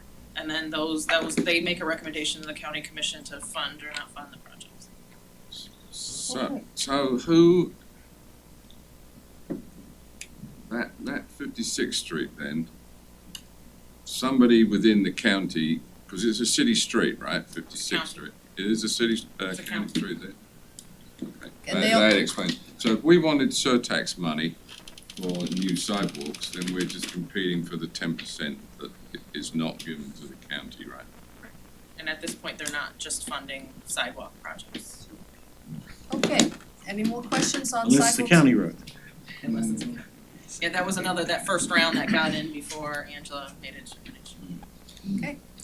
Okay, any other questions on sidewalks and roads? Yes, Chair. What about places like Flagler Village, where there's a whole bunch of stuff going on, we're dropping buildings out of the sky? Are the developers responsible to put their sidewalk in, or? Yep, any new development creates that streetscape. And the Department of Sustainable Development and the urban planning, when they do the development review, they're very particular on making sure that 12-foot wide sidewalks, landscape buffers, things like that, they do a great job. Yeah, but Getting didn't we use some CRA money for the sidewalk improvements on some of those projects? I remember when those projects came in individually. They came in with a request for CRA money to assist with landscaping and sidewalks. And that was to me, that was a scandal, that we were giving those developers CRA money to improve those sidewalks, but The sidewalks in the right of way? I mean, they're luxury It's public apartment land. I know, but they're luxury apartment That's what the buildings. CRA's for. Then they paid into the CRA, right? It was tax increment financing, yeah, but I have a There's the I big have a- buildings. Shouldn't that be part of that? I have a thing about those CRAs. I don't, well, that's a whole They're lot. all gonna go away. They're all going away, so you don't have to worry about that. Now, I had that argument with Romney Rogers. I say, why aren't we doing it? He says, because that's the use of the money. It's a redevelopment area, and that's what we use the money for. And just because we're redeveloping with, luxury apartments doesn't mean we shouldn't be using the money. And I just, it was personal. I take it back. It was personal. Which is but then otherwise it goes to the county, Otherwise, it could have. Well, so. okay, so sidewalks and roads, we good? We're good. All right, we're moving on. New business, increasing permit capacity at the sewage treatment plant. Okay, I need a this, definition. What? I need a definition on that. Exactly what are we saying? On this item, Yes. so, okay, so Peter, all yours. couple of, we're running up on about 2 months ago, as we meaning Public Works, we work with DSD all the time, specifically because we have a team of Public Works employees over there issuing, capacity letters for water and sewer demand requests for developments, right? So as part of that, we're constantly monitoring what is our actual permitted capacity versus the demand on our system. Long story short, we are at a point where we are very close to meeting or exceeding our permit capacity. So in that, what we've decided to do is we're looking into different avenues of not only physically increasing capacity, but also how can we look at what are the requirements behind the permit? How did our permit capacity get calculated in the first place? What's the potential possibility of us actually increasing the permitted capacity? Because physical capacity is completely different than permitted capacity. So we've gone down the road of working with one of our consultants and reaching out to the county to explore this. We've had one meeting with the county in person and of course numerous meetings via phone afterwards to get their concerns about why they may or may not consider such an expansion, what it is that we might need to consider doing on our end in order to convince them on their end to expand our capacity and so forth. So by definition, what are we doing? We're looking at ways of increasing our capacity both physically and permit-wise. That's But my long answer. if you can't get the physical increase, the permitted increase doesn't mean a hill of beans, does it? So, permit capacity is calculated based on your physical capacity and then peaking factors essentially drives down your actual number. We have the ability to show that using the current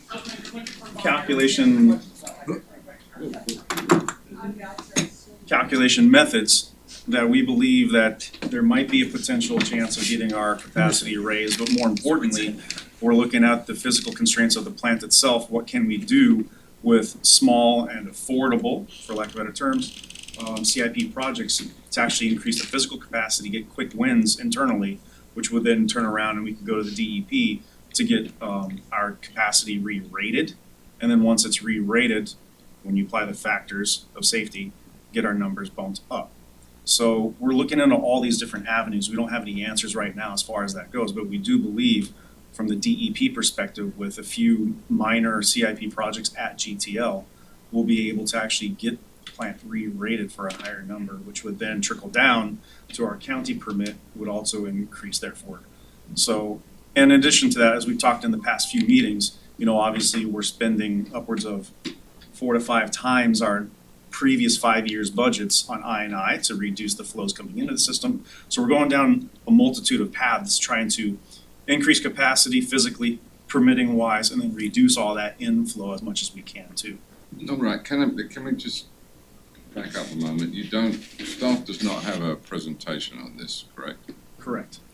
Okay, so to take a step back, I think, is the first time I became aware of this was, I think on the same day that we had the joint meeting with the City Commission, there was a presentation in front of the Commission about exactly this issue, that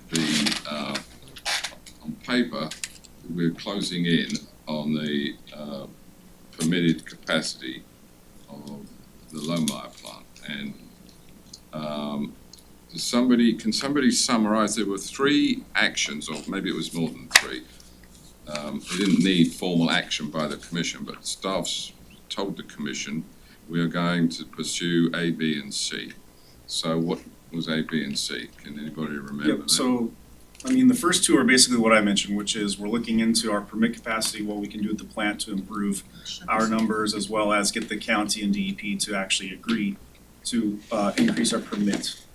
The other piece of the puzzle is, of course, what we've already committed to in our requested capital plans, which is requesting upwards of $100+ million for the next 5 years in the capital plan, which, as I said, is about 4 to 5 times what we spent the last 5 years. And then the third one, I do not recall. So what we were doing was, as you go through the development process, they were allocating flows for future developments as they were starting into the process. And so there's been some that have requested a capacity letter to how much they building would need 10 years ago, and we were reserving that 0.3 million gallons per day for them. Although they weren't using it, but it was taking up more than 4.5 million gallons per day in buildings that physically don't exist. So we said that we are not going to allocate it to them to reserve capacity for them until they get through the permitting process. They're permitted for construction. Because what you had was developers that their projects may never ever get constructed, and they were taking up all the capacity that we had remaining in the system was being allocated, so. Well, but wait a minute, when we had that presentation from DSD, they said that after 2 years, those letters were no good anymore.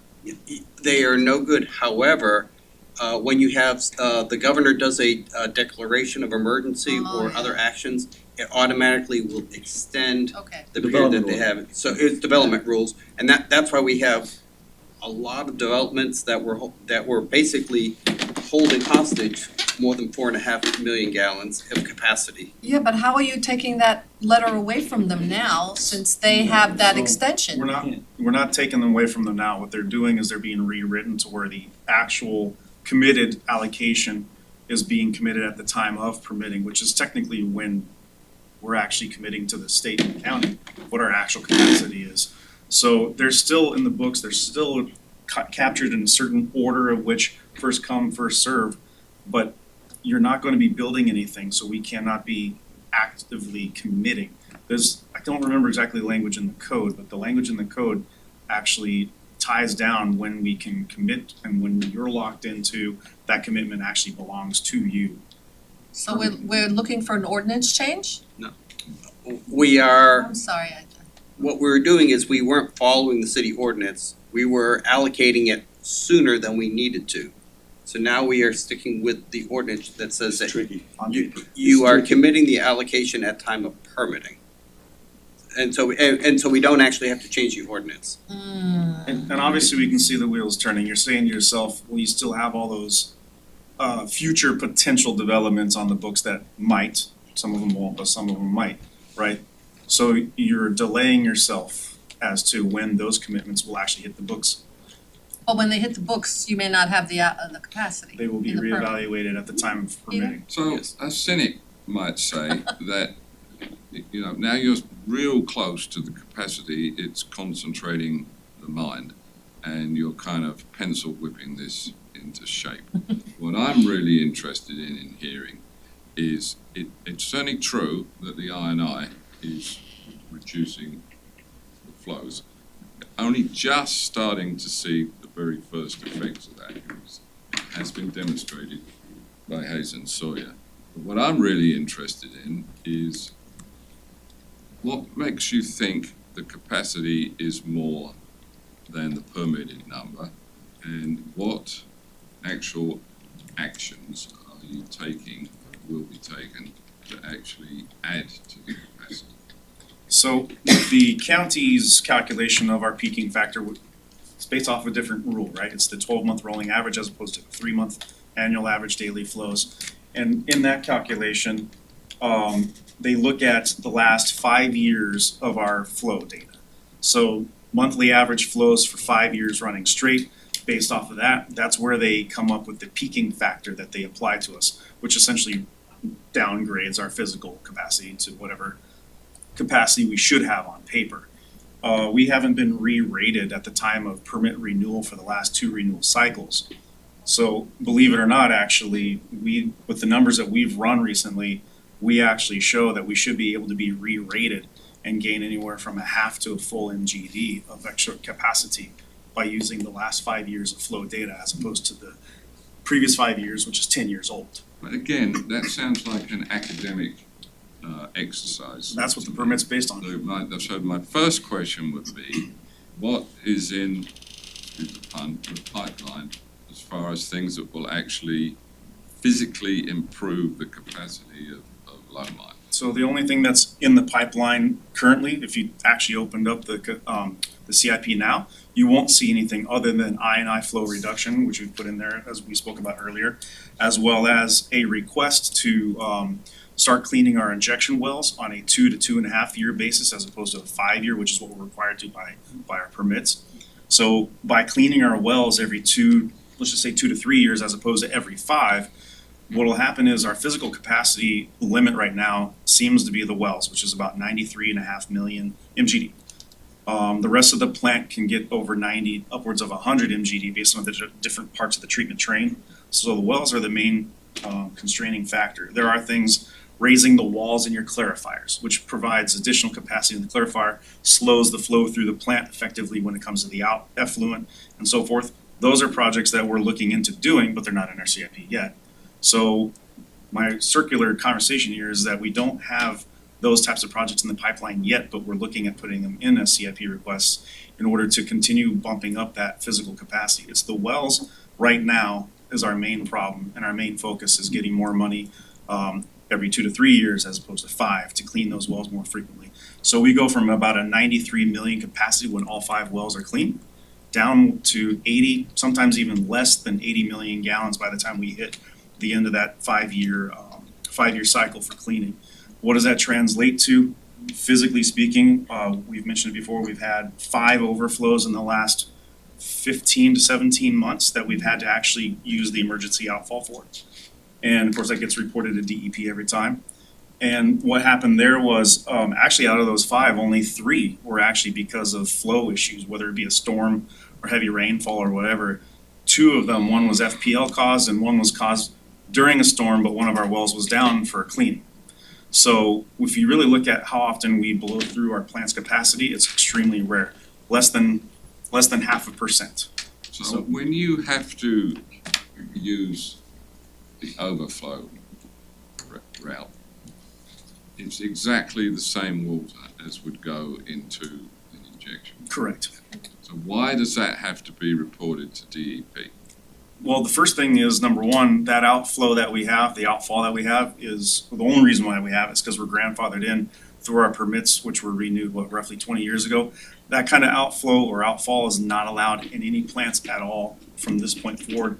The only way that, and as far as injection wells go, actually, if we were to build a new injection well, which there's no physical space for it at the port, we would have to add additional treatment level of high-level disinfection to our effluent to treat it even further, just to go down the injection well. So right now, as it stands, we're lucky to have that outfall, that emergency outfall, because we wouldn't be able to get it permitted in any expansion at the Well, I'm not plant. sure everyone would agree. You're lucky to be able to do that. You'd probably say we're unlucky to have inherited that ability. We're unlucky that we have to use From an engineer's perspective, it. it's lucky. I Ralph. was just curious on, since you've taken an aggressive action on the II, have you, and as far as I'm concerned, the pump stations don't count as far as the run times, because if the impeller blades were ground down, you're gonna get a false reading or indication.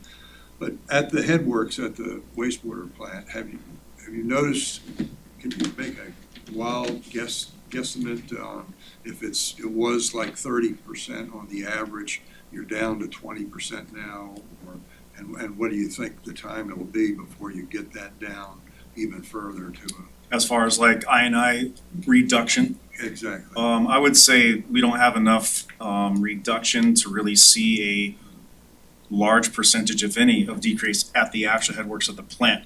Where we're seeing it is actually at the various basin pump stations. You think about it, when you line a pipe in one place, and a lot of the flooding is coming in from the groundwater or from rainfall flooding into the ground, getting into the manhole lids or whatever, you can plug up this part of your system here in this bowl, but that water's gonna go somewhere else and flood in through the other points. So you'll get I&I reduction in your basins where you line. But until you get that whole line. Until you get the whole system lined, you're not gonna get a huge end point reduction.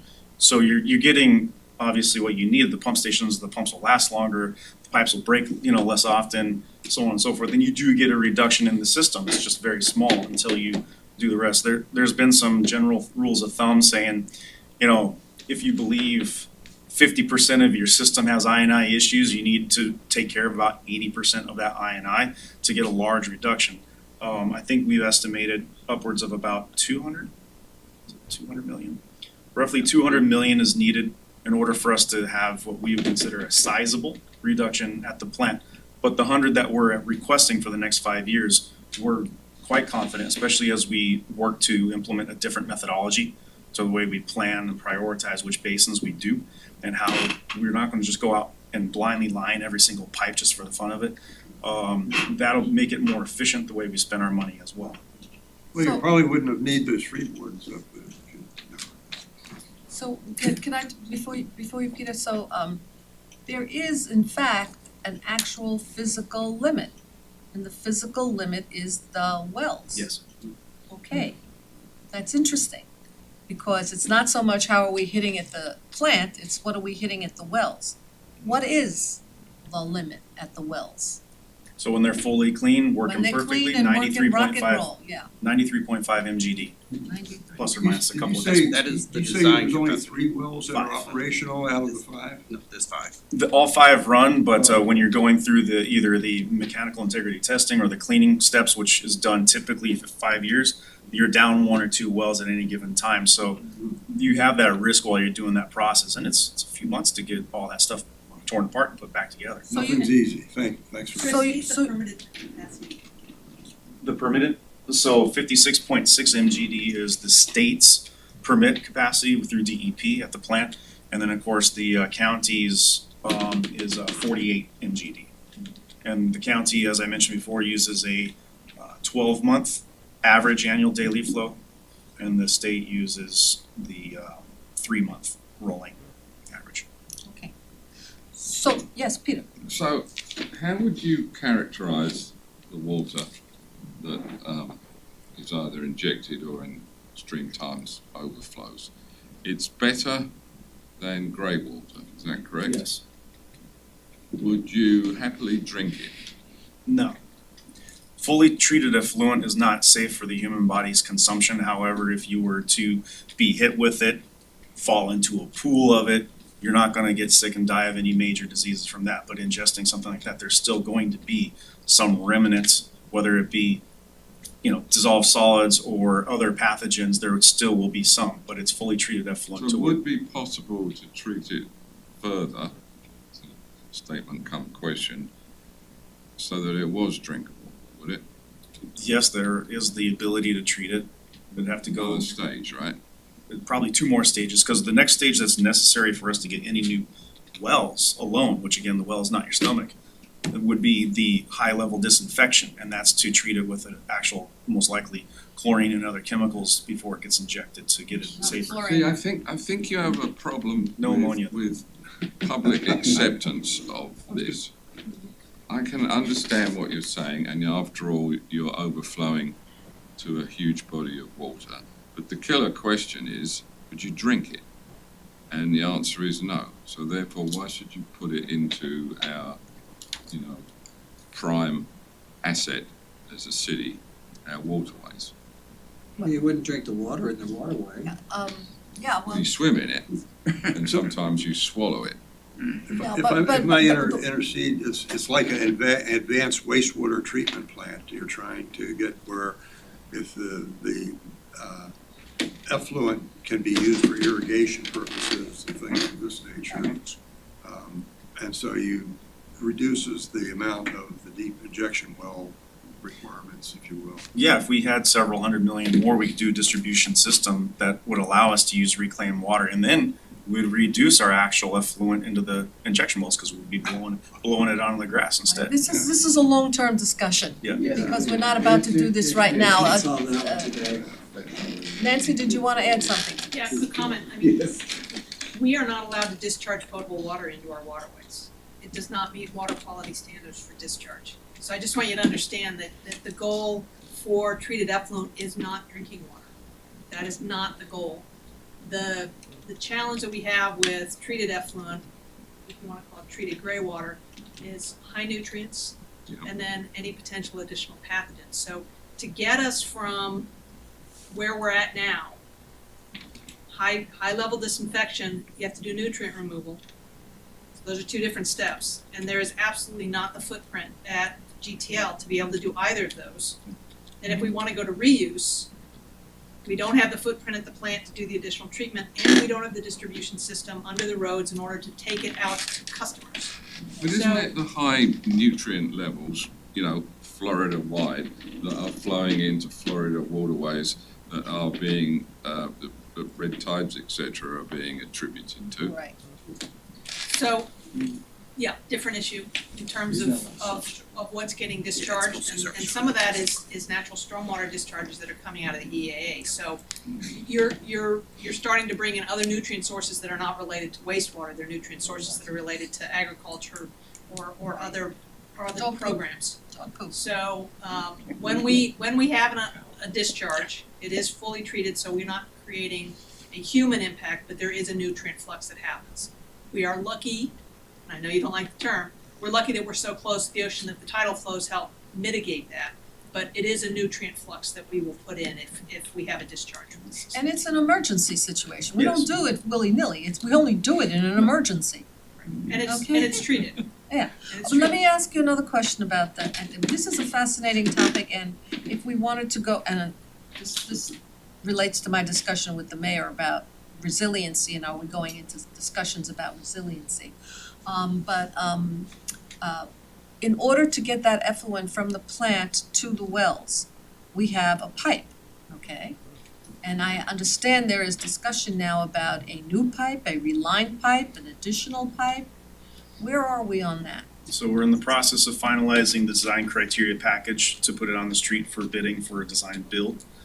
We've been working with the county to get all the agreements in place that we need to in order to carefully weave that pipe through whatever space is left in the county, down Eisenhower, down 20th Street to our wellheads.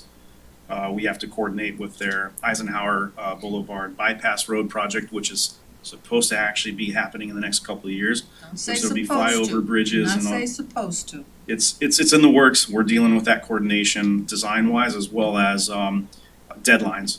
And then the other thing is their planned light rail from the airport to the convention center, which again, they have very preliminary drawings as to what they plan on putting. We've had to design, or not design, but lay our plans out around that.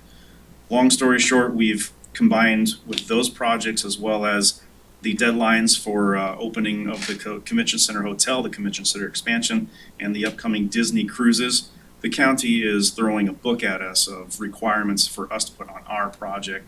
We're working through all that, but we hope to have that probably in the next few weeks to a month or so, to some sort of actual memorandum of agreement, some sort of actual agreement with the county that will allow us that comfort level that we can put this on the streets for bidding without the county reneging on where we're putting the pipe, because we can't put that pipe anywhere else. Okay, so how much money is that gonna cost? Where's that money coming from? So at one point in time, it was estimated at about 14 million, but there's no way in heck it's gonna be anywhere near that. We're gonna be throwing about 30 at it, as our estimate. And unfortunately, it's extremely unfortunate, but that's a wag, because without knowing exactly what we're gonna run into on 20th in terms of contamination, we know it's everywhere, as well as the existing gas lines, which are everywhere. We found a lot through GPR, but we can't find them all because the high water table and salt water out there, we can't just GPR everything. So during the design build process, the contractor, while they take on a lot of risk in their price, there still will be surprises that have to be absorbed in the price. So we're estimating roughly in the 30 million for about 3,000 or 4,000 linear feet of pipe to get from the plant to the wells. And this will be a complete redundancy of the existing pipe. So it's a redundant pipe, it's not a replacement of the existing pipe? Correct. This will become the primary pipe used at all times, and the older one will be the redundant one for backup. But yeah, this is for a full redundancy, because this is our only effluent line It's gotta go. out of the plant. So if something ever happens to it, we're completely.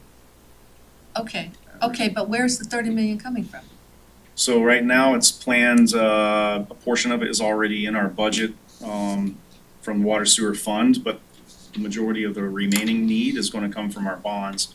Between the 2023 bond that is, we're waiting to issue one last tranche on, as well as potentially defunding other projects, which will then be refunded in the next bond tranche after that. So long story short, bonds. Bonds, Mhm. okay. Yes, Peter? Do we treat any effluent from other cities, coming in from other cities? Yeah, so we have agreements with, and I always get half of them mixed up, but basically Wilton Manors, Oakland Park, parts of Tamarack, parts of Davie, at the port, and a couple of other small inflows. The major inflow coming into us, where we serve them with water and we serve them with taking on their sewage, is basically Wilton Manors and Oakland Park. They're our largest providers. So we have no control over to what extent they're doing I&I. Do we have any control over what developments they're approving to use up spare capacity?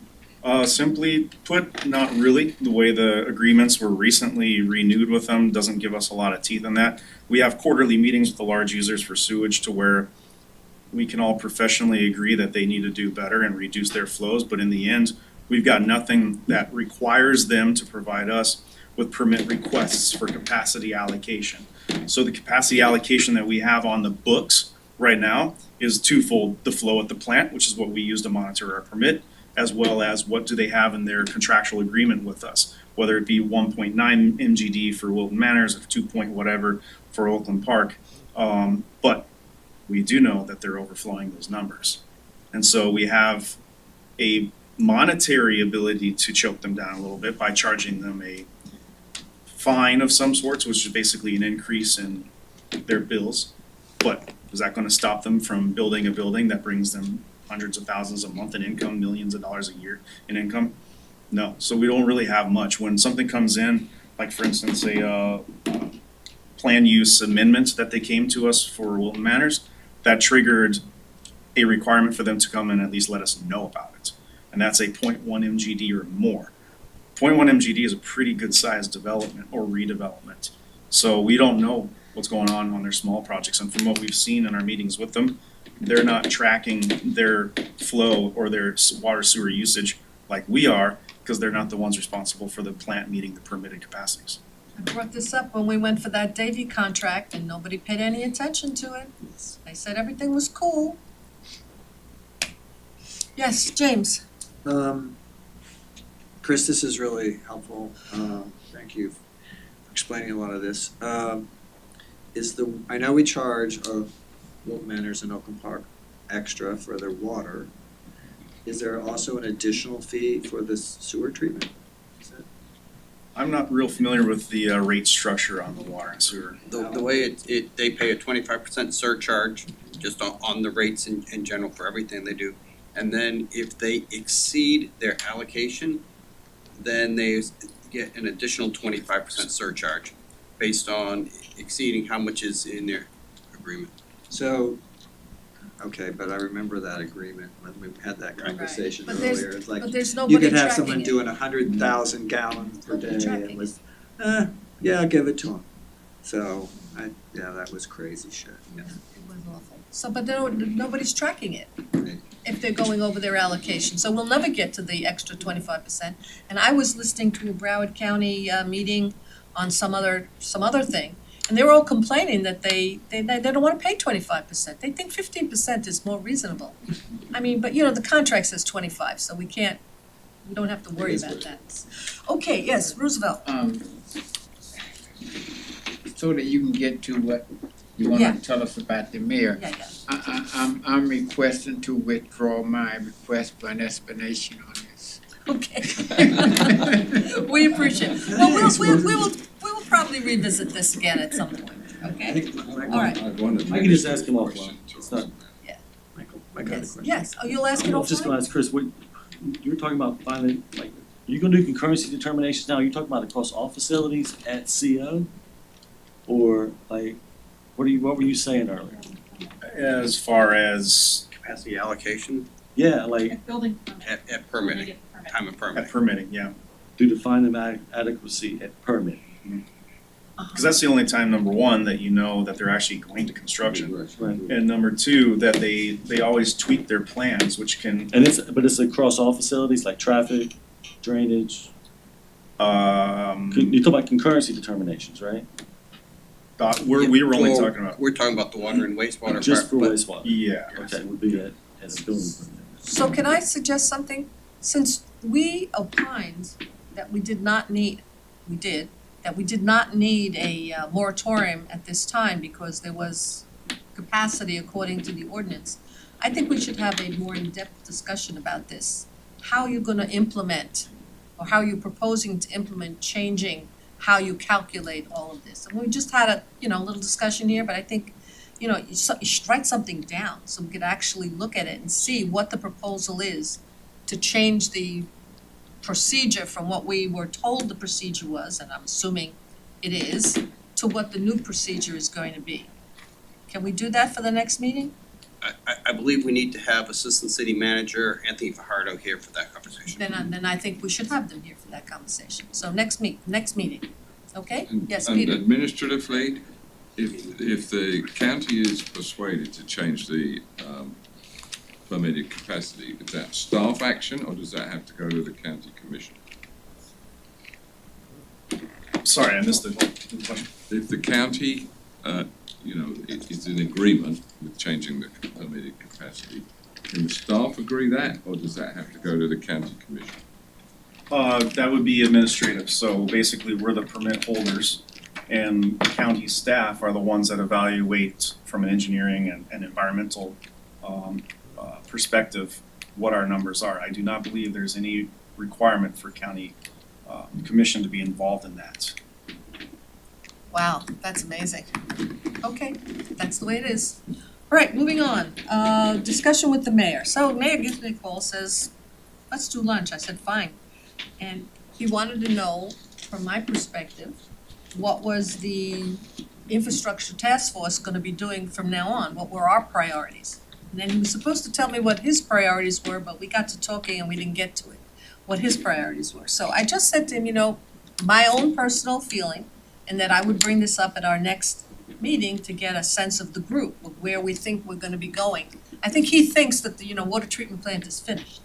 And, but we don't know. We don't feel that way. We feel we need to keep monitoring that. And he understood and appreciated the fact of monitoring things. He thought that that was a very useful purpose for this committee, to monitor the ongoing implementation of the water treatment plant and other things like the distribution and things like that. But I said, from my perspective, we have to get out of the sewer business, and we should be focusing on roads and sidewalks, which was the subject of today's discussion, and continuing that and advocating for more money and advocating for increased work in that field. And I thought that, water quality was probably something that we have not really focused on. And it's something that we should be focusing on, quality of the water in the canals and in the intercoastal, and green algae, and people using the waterways for recreational use, and they may or may not be clean enough for that kind of use. I thought, he just asked me, and that was one of the things that I suggested would be something that we should be spending some time with. And we're very fortunate that Mike has a lot of experience in that, so we have, somebody with some knowledge and some background in that, and who has worked in that. And so that was my suggestion, and I want to open it up to the group in general.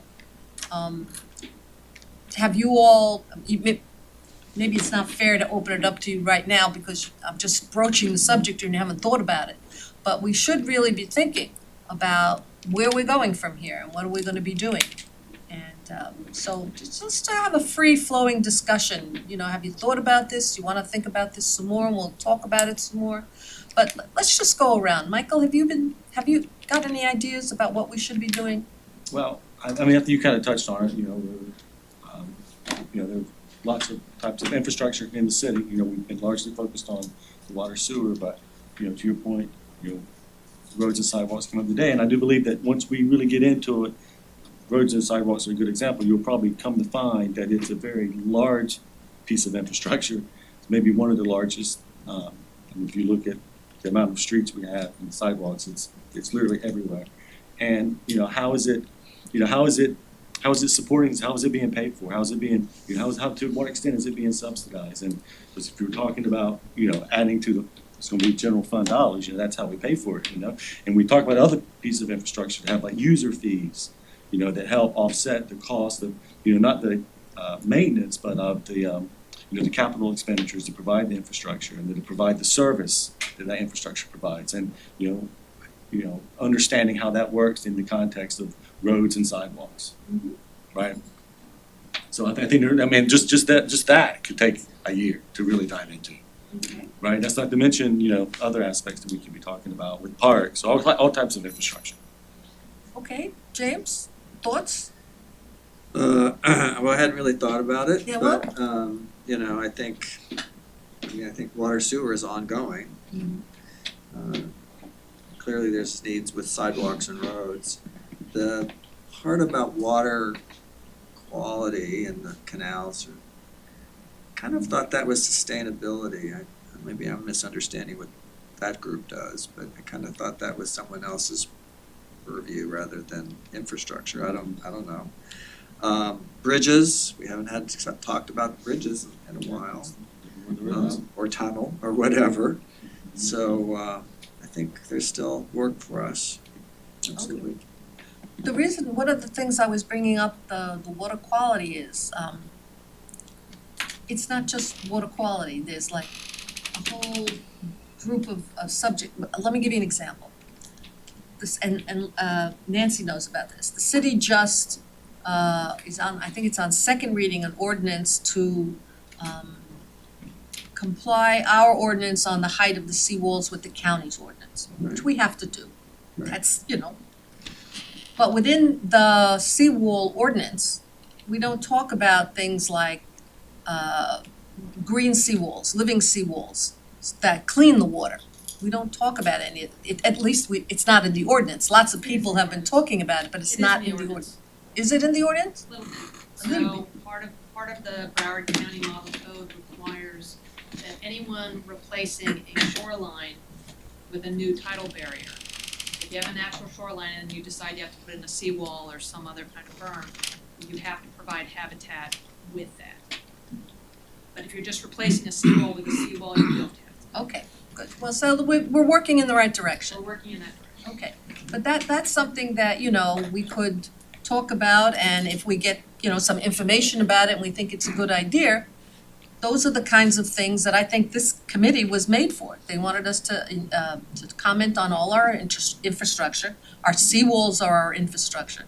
And the quality of the water is impacted by the seawalls, and we're talking about funding, and just, Right. that was like my thoughts. And, maybe we'll. And I think there's gonna be overlap, right? There's overlap with the budget board, right? Absolute, you know so- that. Yeah, Mhm. so, I get what James is saying, there is a committee focused on resiliency, but we have to inform one another. Maybe So- what we do is we have a joint meeting with them to Yeah, talk that about makes this. sense. We've always tried to get a joint meeting with the budget advisory board, but it just never gelled. But I'm sure sustainability and us, we could talk about that. Yeah. So that's one thing, yeah, okay. Any thoughts, Gerald? Well, I like your idea of water, when you consider the current conversation in play. Water in Fort Lauderdale is more than just potable or conveyance. It is infrastructure. It is a mode of transportation. Yep, right.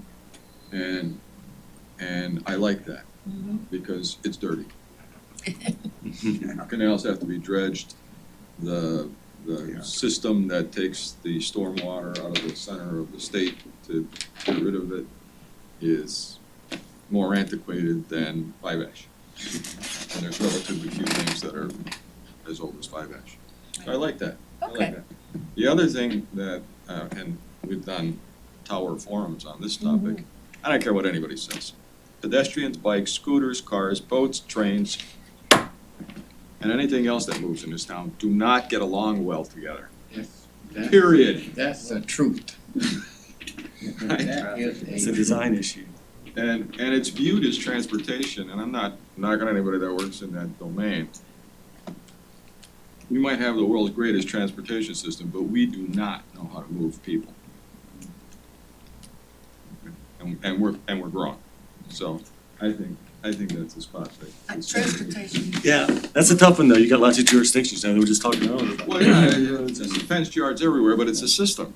Right? Yeah. It's not a thing, it's a system. Very much so, yeah. other lack thereof right now.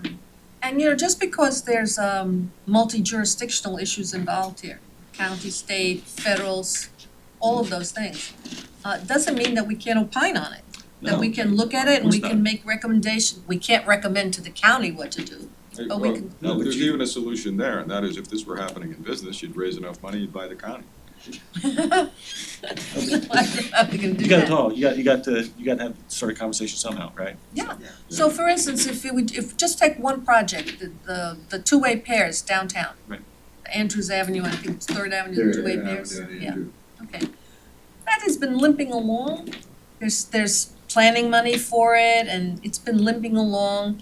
And, if we are so inclined to look at it and opine on whether we think it's a good idea or a bad idea, we might be able to move the ball there, Well, and to my point, Yeah. right, that is a thing. I think. That is not, it's a It's- part of the system, but the first rule of system engineering is don't go tinkering with any part of an existing system, because if you touch one thing, you're gonna affect something else. So you gotta look at it systemically. You've gotta look at it in that vein. So that's, I think, if the infrastructure task force were to elevate that thinking, Okay, I like that. Right. Elevate the thinking to Elevate a the thinking 30,000 that- view. yes, and say, you can't just touch Andrews, and what's the other one? Third. Third. There's gonna be effects everywhere else. Okay, What was the other thing? So, we could come back. yeah, come back. Okay, Peter? So, we really only exist because there's an ordinance Mhm. that impairs, and the ordinance has a sunset date. So I think, and I also remember between the last one sunsetting and the one that we're operating under now, that we, and I think you took the lead on it, Chair, wrote some sort of a list to the commission at the time. And we kind of heard it's too much, because we pretty much had everything there. But then when the actual ordinance was redone, most of the stuff that was on your list was in It's there. yeah, everything is. So I think what I'd like to do is to have the ordinance that authorizes us on the agenda for a future meeting to look at that entire Okay. list. All right, we could start the discussion from that. Yeah. From the ordinance and work our way into whatever else we think we Yeah. wanted to do. Ralph? As far as Jerry was saying about the canals, I see where Miami is taking their 60-foot deep canals and they're starting to fill them back up to about 15 feet or whatever it is to get a healthier living system in there with fish and plants and everything. So that would be interesting to find out how many of those canals that Fort Lauderdale has that could benefit from that. But like you said, you do a change to one thing, you inevitably possibly can impact something else, and it creates, we gotta be careful, look around distance-wise to make sure whatever we do, we don't create more work as opposed to reducing. But I don't know, I guess the three of us, you and Roosevelt and I, came in February or March of 2017, and I guess our deadline is about March 2024. Something like that. So we are constrained in that respect. We can't take on the world But unless we anticipate a continuation. so time-wise, we might want to come out with an outline like we did initially and try to project on what are some of the more important things that we can really contribute to. There may be some things that we don't have the knowledge or the time or whatever, but you know, to me, I've been trying to look at something to save the city from getting into jeopardy. I guess the last meeting I was brought up about the Peel Dixie deep injection well. There's only one of them, and they would better find out another method if that fails to either have another deep injection well or the plant is shut down, or if you can have something from a sewer thing, it's, you know, a concentrate thing, but you know, that's at 6 million and it'd be like 900,000 gallons a day that that 15% would do with 6 million gallon thing, and that's just the average right now, and if it goes up, it's more, but that's the type of thing that on a preventative action that we need to be thinking about, because things happen, and if that single injection well goes and the plant is shut down by Department of Environmental Protection. Okay. All right, Roosevelt? Madam Chair, I'm thinking a little different from the rest. And I think that we should have an analytical review from our beginning and the goals and objectives that we started with, determine what have we completed and what we haven't completed, so that we'll know where we are now. And when I think about all the big projects, the sewer, the stormwater, and none of those are completed. And I can't think of any of the small things that are completed. So we are working and taking on new things, but we haven't completed the old things yet. And I believe it was 9 things that we had on our list. From the beginning, yeah. From the beginning, I know we had the drinking water, the sewer, the storm water, the bridges, the road and sidewalks, seawall, transportation. And the one that we need to add is housing. And when I say housing, I'm not talking about you guys who can afford the $1 million home. I'm talking about the little people who the affordable housing and workforce housing, which they are not the same. Most people think that's the same set of housing, but it's not. That's got to be considered when we start looking at transportation systems. You got to start looking at affordable housing because it goes hand in hand. So I think we should try to determine where we started, where we are, and where we're going, and where we will finish. Good thinking. Okay, Excellent. Mike? So, obviously love this topic. Several different thoughts. I think that there are a lot of overlaps that have been mentioned with, with infrastructure and waterways, specifically sewer, specifically drainage off of our roads. I think everybody in here can agree that the infrastructure shortfalls, the infrastructure challenges that we have are a direct impact on the waterways in the high coliform levels that we have in our waterways on a daily basis. I think that a lot of these instances, we don't exactly know where they're coming from, but we do know that they are coming from foreign sources that are not borne by the waterways themselves, right? So, we did some testing in around Cordova Road when we had the last tidal flood from last king tide, and the numbers there were about as red hot, on the roadways, and so when I was a kid, I was always told don't go play in puddles, right? Yeah. It's dangerous. It's massively dangerous. It's full of bacteria. So there is a lot of tie-in. I don't know as a committee how specifically involved we want to get if sustainability is, if that committee is something that tracks that a little bit more. But obviously, like the work that we do here really ties in a lot. I like what was also mentioned with the waterways as a means of transportation. I'm a boater, I'm a fisherman, I'm on the water almost every weekend. The population influx we have down here, as well as the amount of folks that own boats now, the waterways as a mode of transportation have gotten many times more dangerous to operate on. People who don't know what they're doing, accidents, drownings, things like that. So I have a concern from an enforcement standpoint, from a traffic standpoint, and that's a whole nother conversation, but I think that's something to consider as a mode of transportation. When we talk about seawalls, I love the idea of green seawalls, right? I don't know if the technology is there to make it cost effective for a homeowner to do. I don't know how many homeowners really understand how important something like that is to the waterways and the environment, especially when you consider having, organisms like oysters that can grow on there that can be natural filter feeders. I don't know what the city's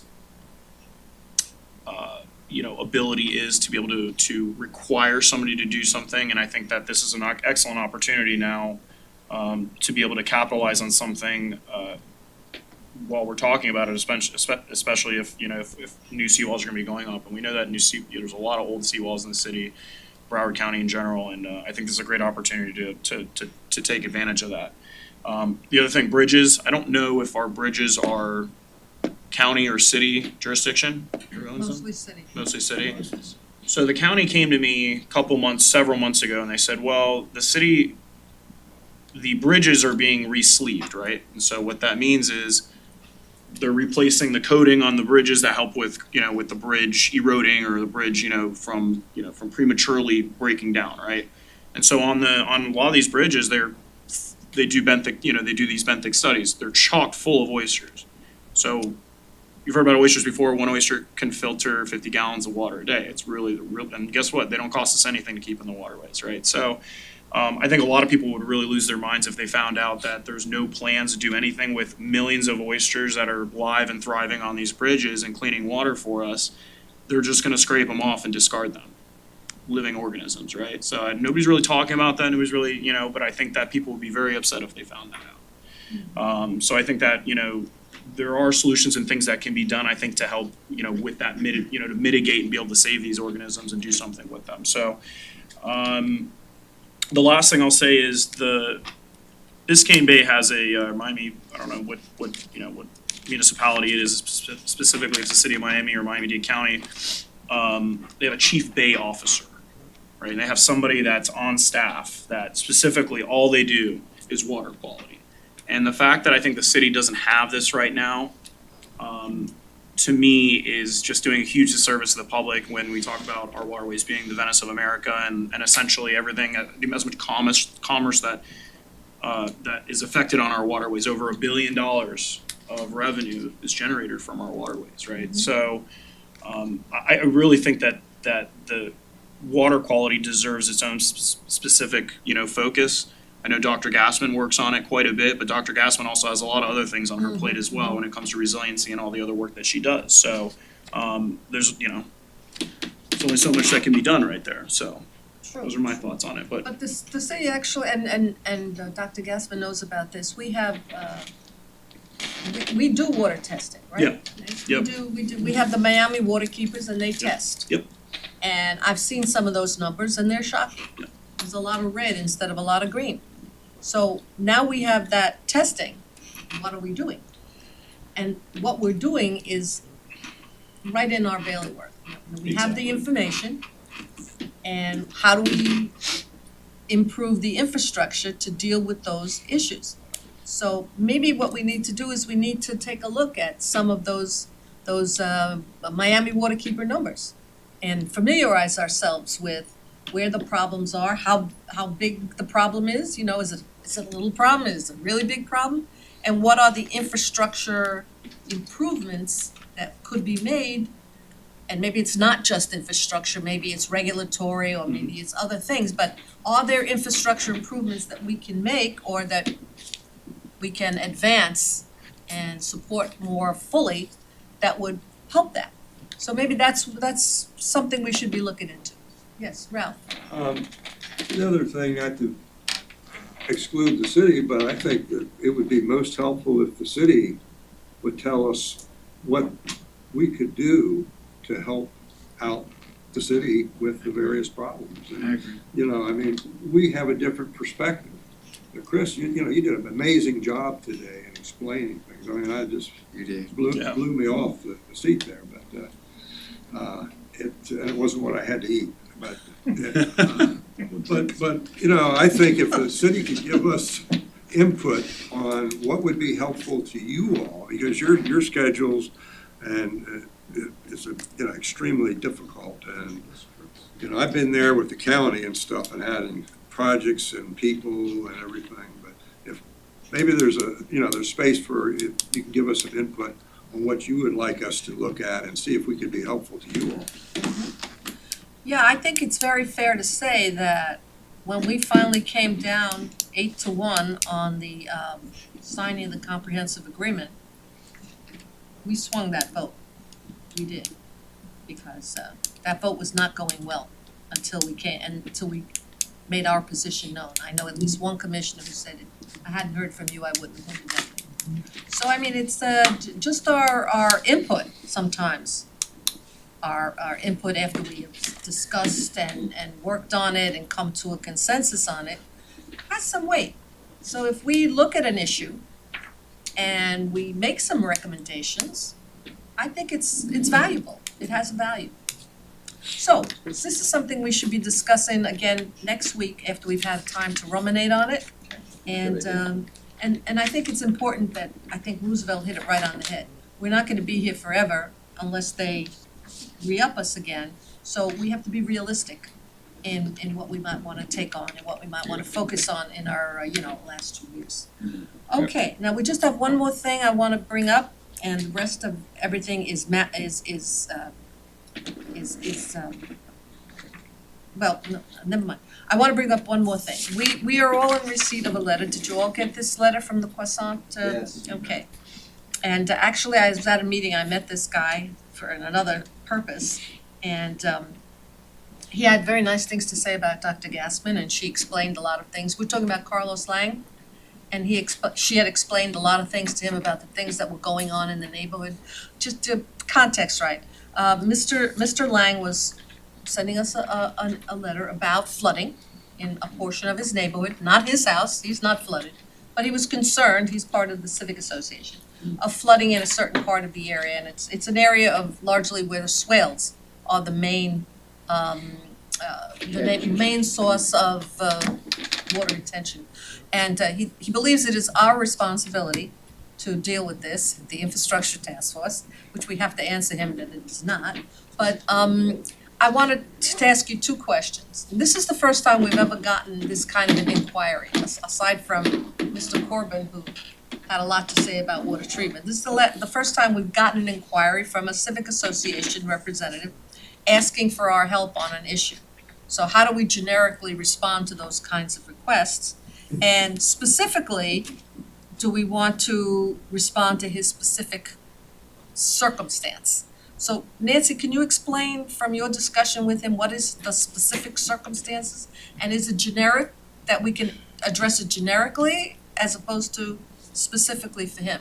So I have not received a direct email or correspondence from Mr. Lang. Okay. What I got was an email that was forwarded to me from Mr. Zeltman through the city manager's office. And that was So- probably the letter that he sent. So I responded, I haven't seen what you have. Okay, So my response to him was to explain how his particular drainage system works. They're definitely in a multi-jurisdictional area. They do have they have several direct outfalls, which is a different situation than what he thought they had. The city has programs to rehabilitate swales in appropriate areas, but without him telling me exactly where the problem is, I can generically tell him, these are the programs we have, this is what we know about your neighborhood, but without him telling me an exact location, there's not a lot I can go in and do. Now, one of the things I let him know was our stormwater operations manager lives in Croissant Park. uh-huh, So she rides her bike throughout that area all the time. And if there's one person who understands what's okay and what's not okay when it comes to flooding and ponding in that neighborhood, it's our stormwater operations manager. So she is not seeing any type of water ponding that exceeds the city standards in that area, with the exception of extreme rain events, which we had a number of them last year. And when you have those types of events, it does take longer for the system to manage the amount of water that we receive. So she's not seeing any areas that she would identify as problematic, but if he has a specific location, we can respond to that. But he has not responded to my email to him, so I don't know what to tell you. okay. Ralph and then Peter. Yeah, I received that and I called up and making sure I knew it wasn't any sunshine violation, but I just wanted to give the liaison that I could talk to him and trying to find out information and possibly help him in that sense. So I did. I called him up and and he says, he was saying that it was. Who did you call? Mr. Lang. Carlos Lang from the Carlos Imperial, Lang. no, from the Edgewater Civic Association. Croissant. Excuse me, Poisson. So and he was saying, yeah, he was saying that their water was staying there, and I said, well, pretty much what Dr. Gassman was saying, unless you see it, go out there and you examine to try to see, because in Imperial Point, we had a lot of catch basins that were supposed to be the exfiltration type of exfiltration, which is simply the water flows into it, and then you have some pipe on it that's slotted out 3 lengths with rock and fabric around it, and it eventually exfiltrates out of the system and then percolates down to the groundwater. That's the other. The other one is, is a positive drainage based on a hydraulic gradient with the water, so that it can go through the pipe all the way to an outfall thing without going up and bubbling up out there. It's different than a sanitary sewer. It's a hydraulic gradient type of thing. But anyway, you go out to a pollution control structure, and then it either goes out into a waterway or a dry retention area. But that being said, he really wasn't too sure exactly what he had. So I think Dr. Gassman said it. We got to go out there and look exactly the areas where he's complaining or they're complaining about, and find, and do an analysis on figuring out what's going on there. But I thought I'd give it a shot, and to, one, so the civic association there would say, well, we got ignored by the infrastructure task force. And I thought, well, I could at least give some information and relate it a little bit what we had in Imperial Point, and hopefully that would generate more knowledge to him to get back and maybe get it resolved. But I didn't want to go any further than that. The drainage in Croissant Park is very different than Imperial Point. They do not have exfiltration trenches. Where they have infrastructure, they have direct discharge. They either have direct discharge through the Citrus Isles, or they have direct discharge into the Tarpon River. So they shouldn't hold water the same way that Imperial Point does, because Imperial Point does not have a direct discharge location. In addition to that, they've got a number of very large systems. There's a huge system along Southwest 4th Avenue, which is a county system that directly discharges water for at least one tidal cycle. So their situation is, again, very different than Imperial Point.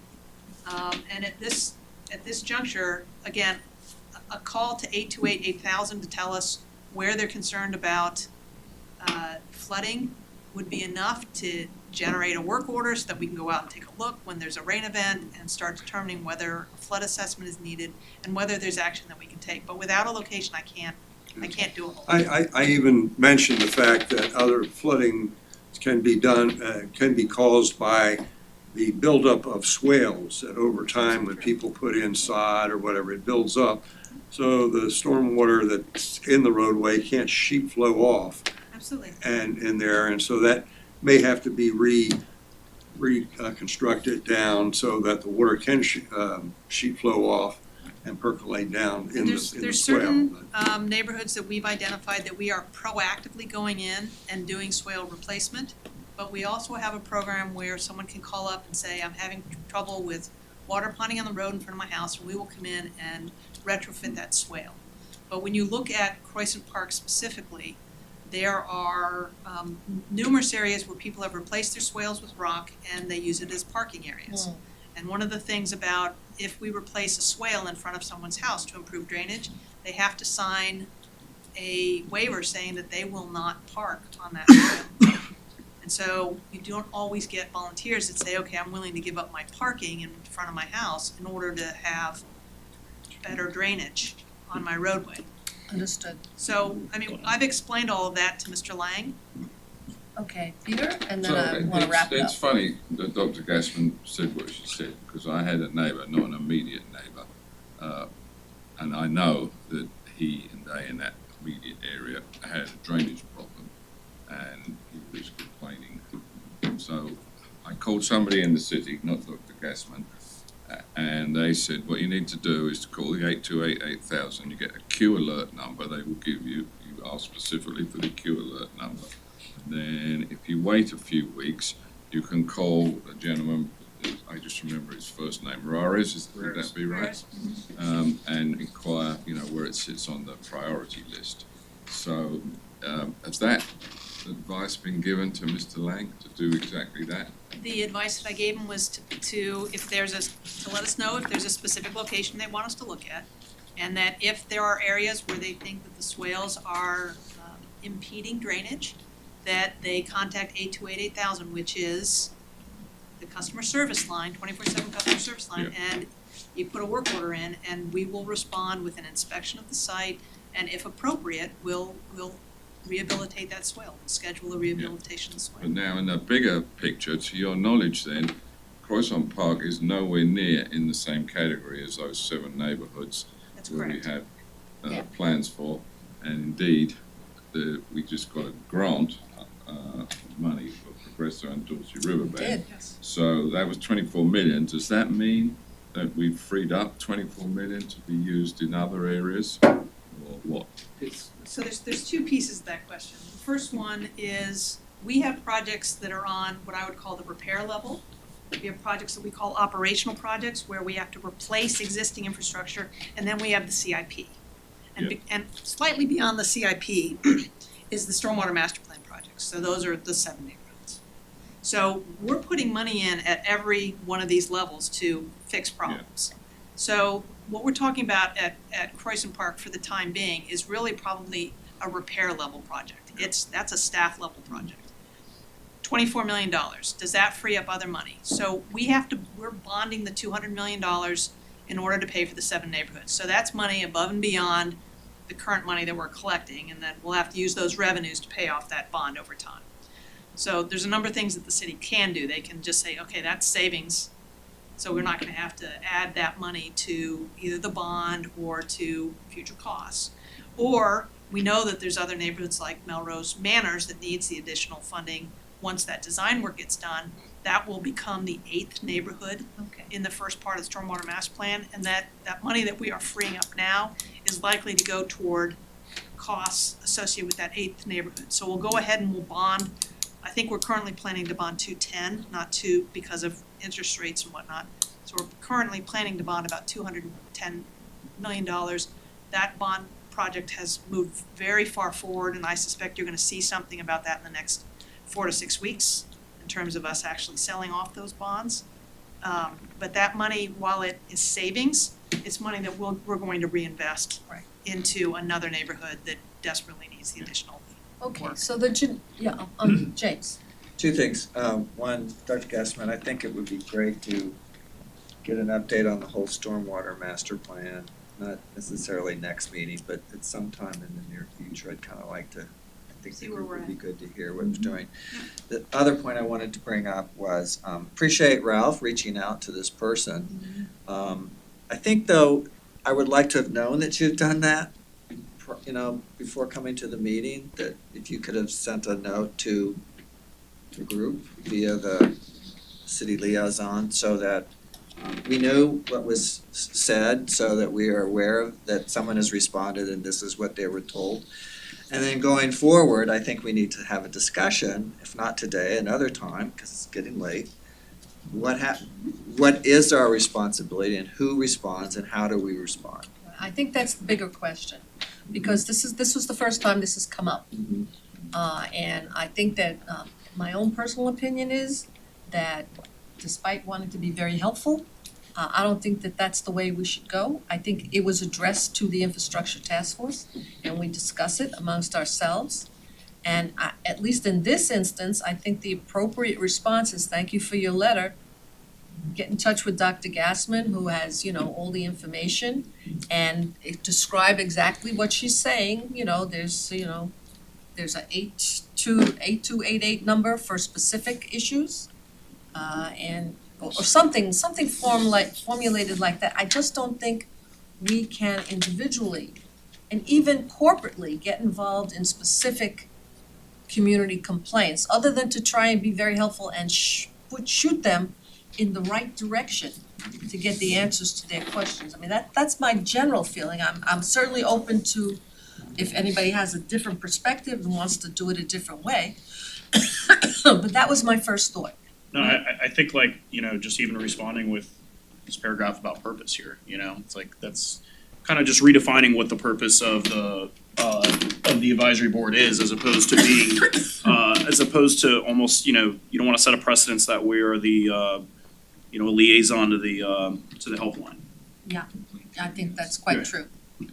Okay, I mean, we all agree consensus-wise that that's the general way, and let's send him a nice letter, thank you for your letter, and I'll put something together, and No I don't good know if deed I goes could. unpunished. It's true, really, no good deed goes Ralph, unpunished. it's No, it's very nice that you were trying to be helpful, but, as a group, as a You committee, probably were helpful because you yes, and explained he a lot, probably so felt no very doubt. good about that, Yeah, for sure.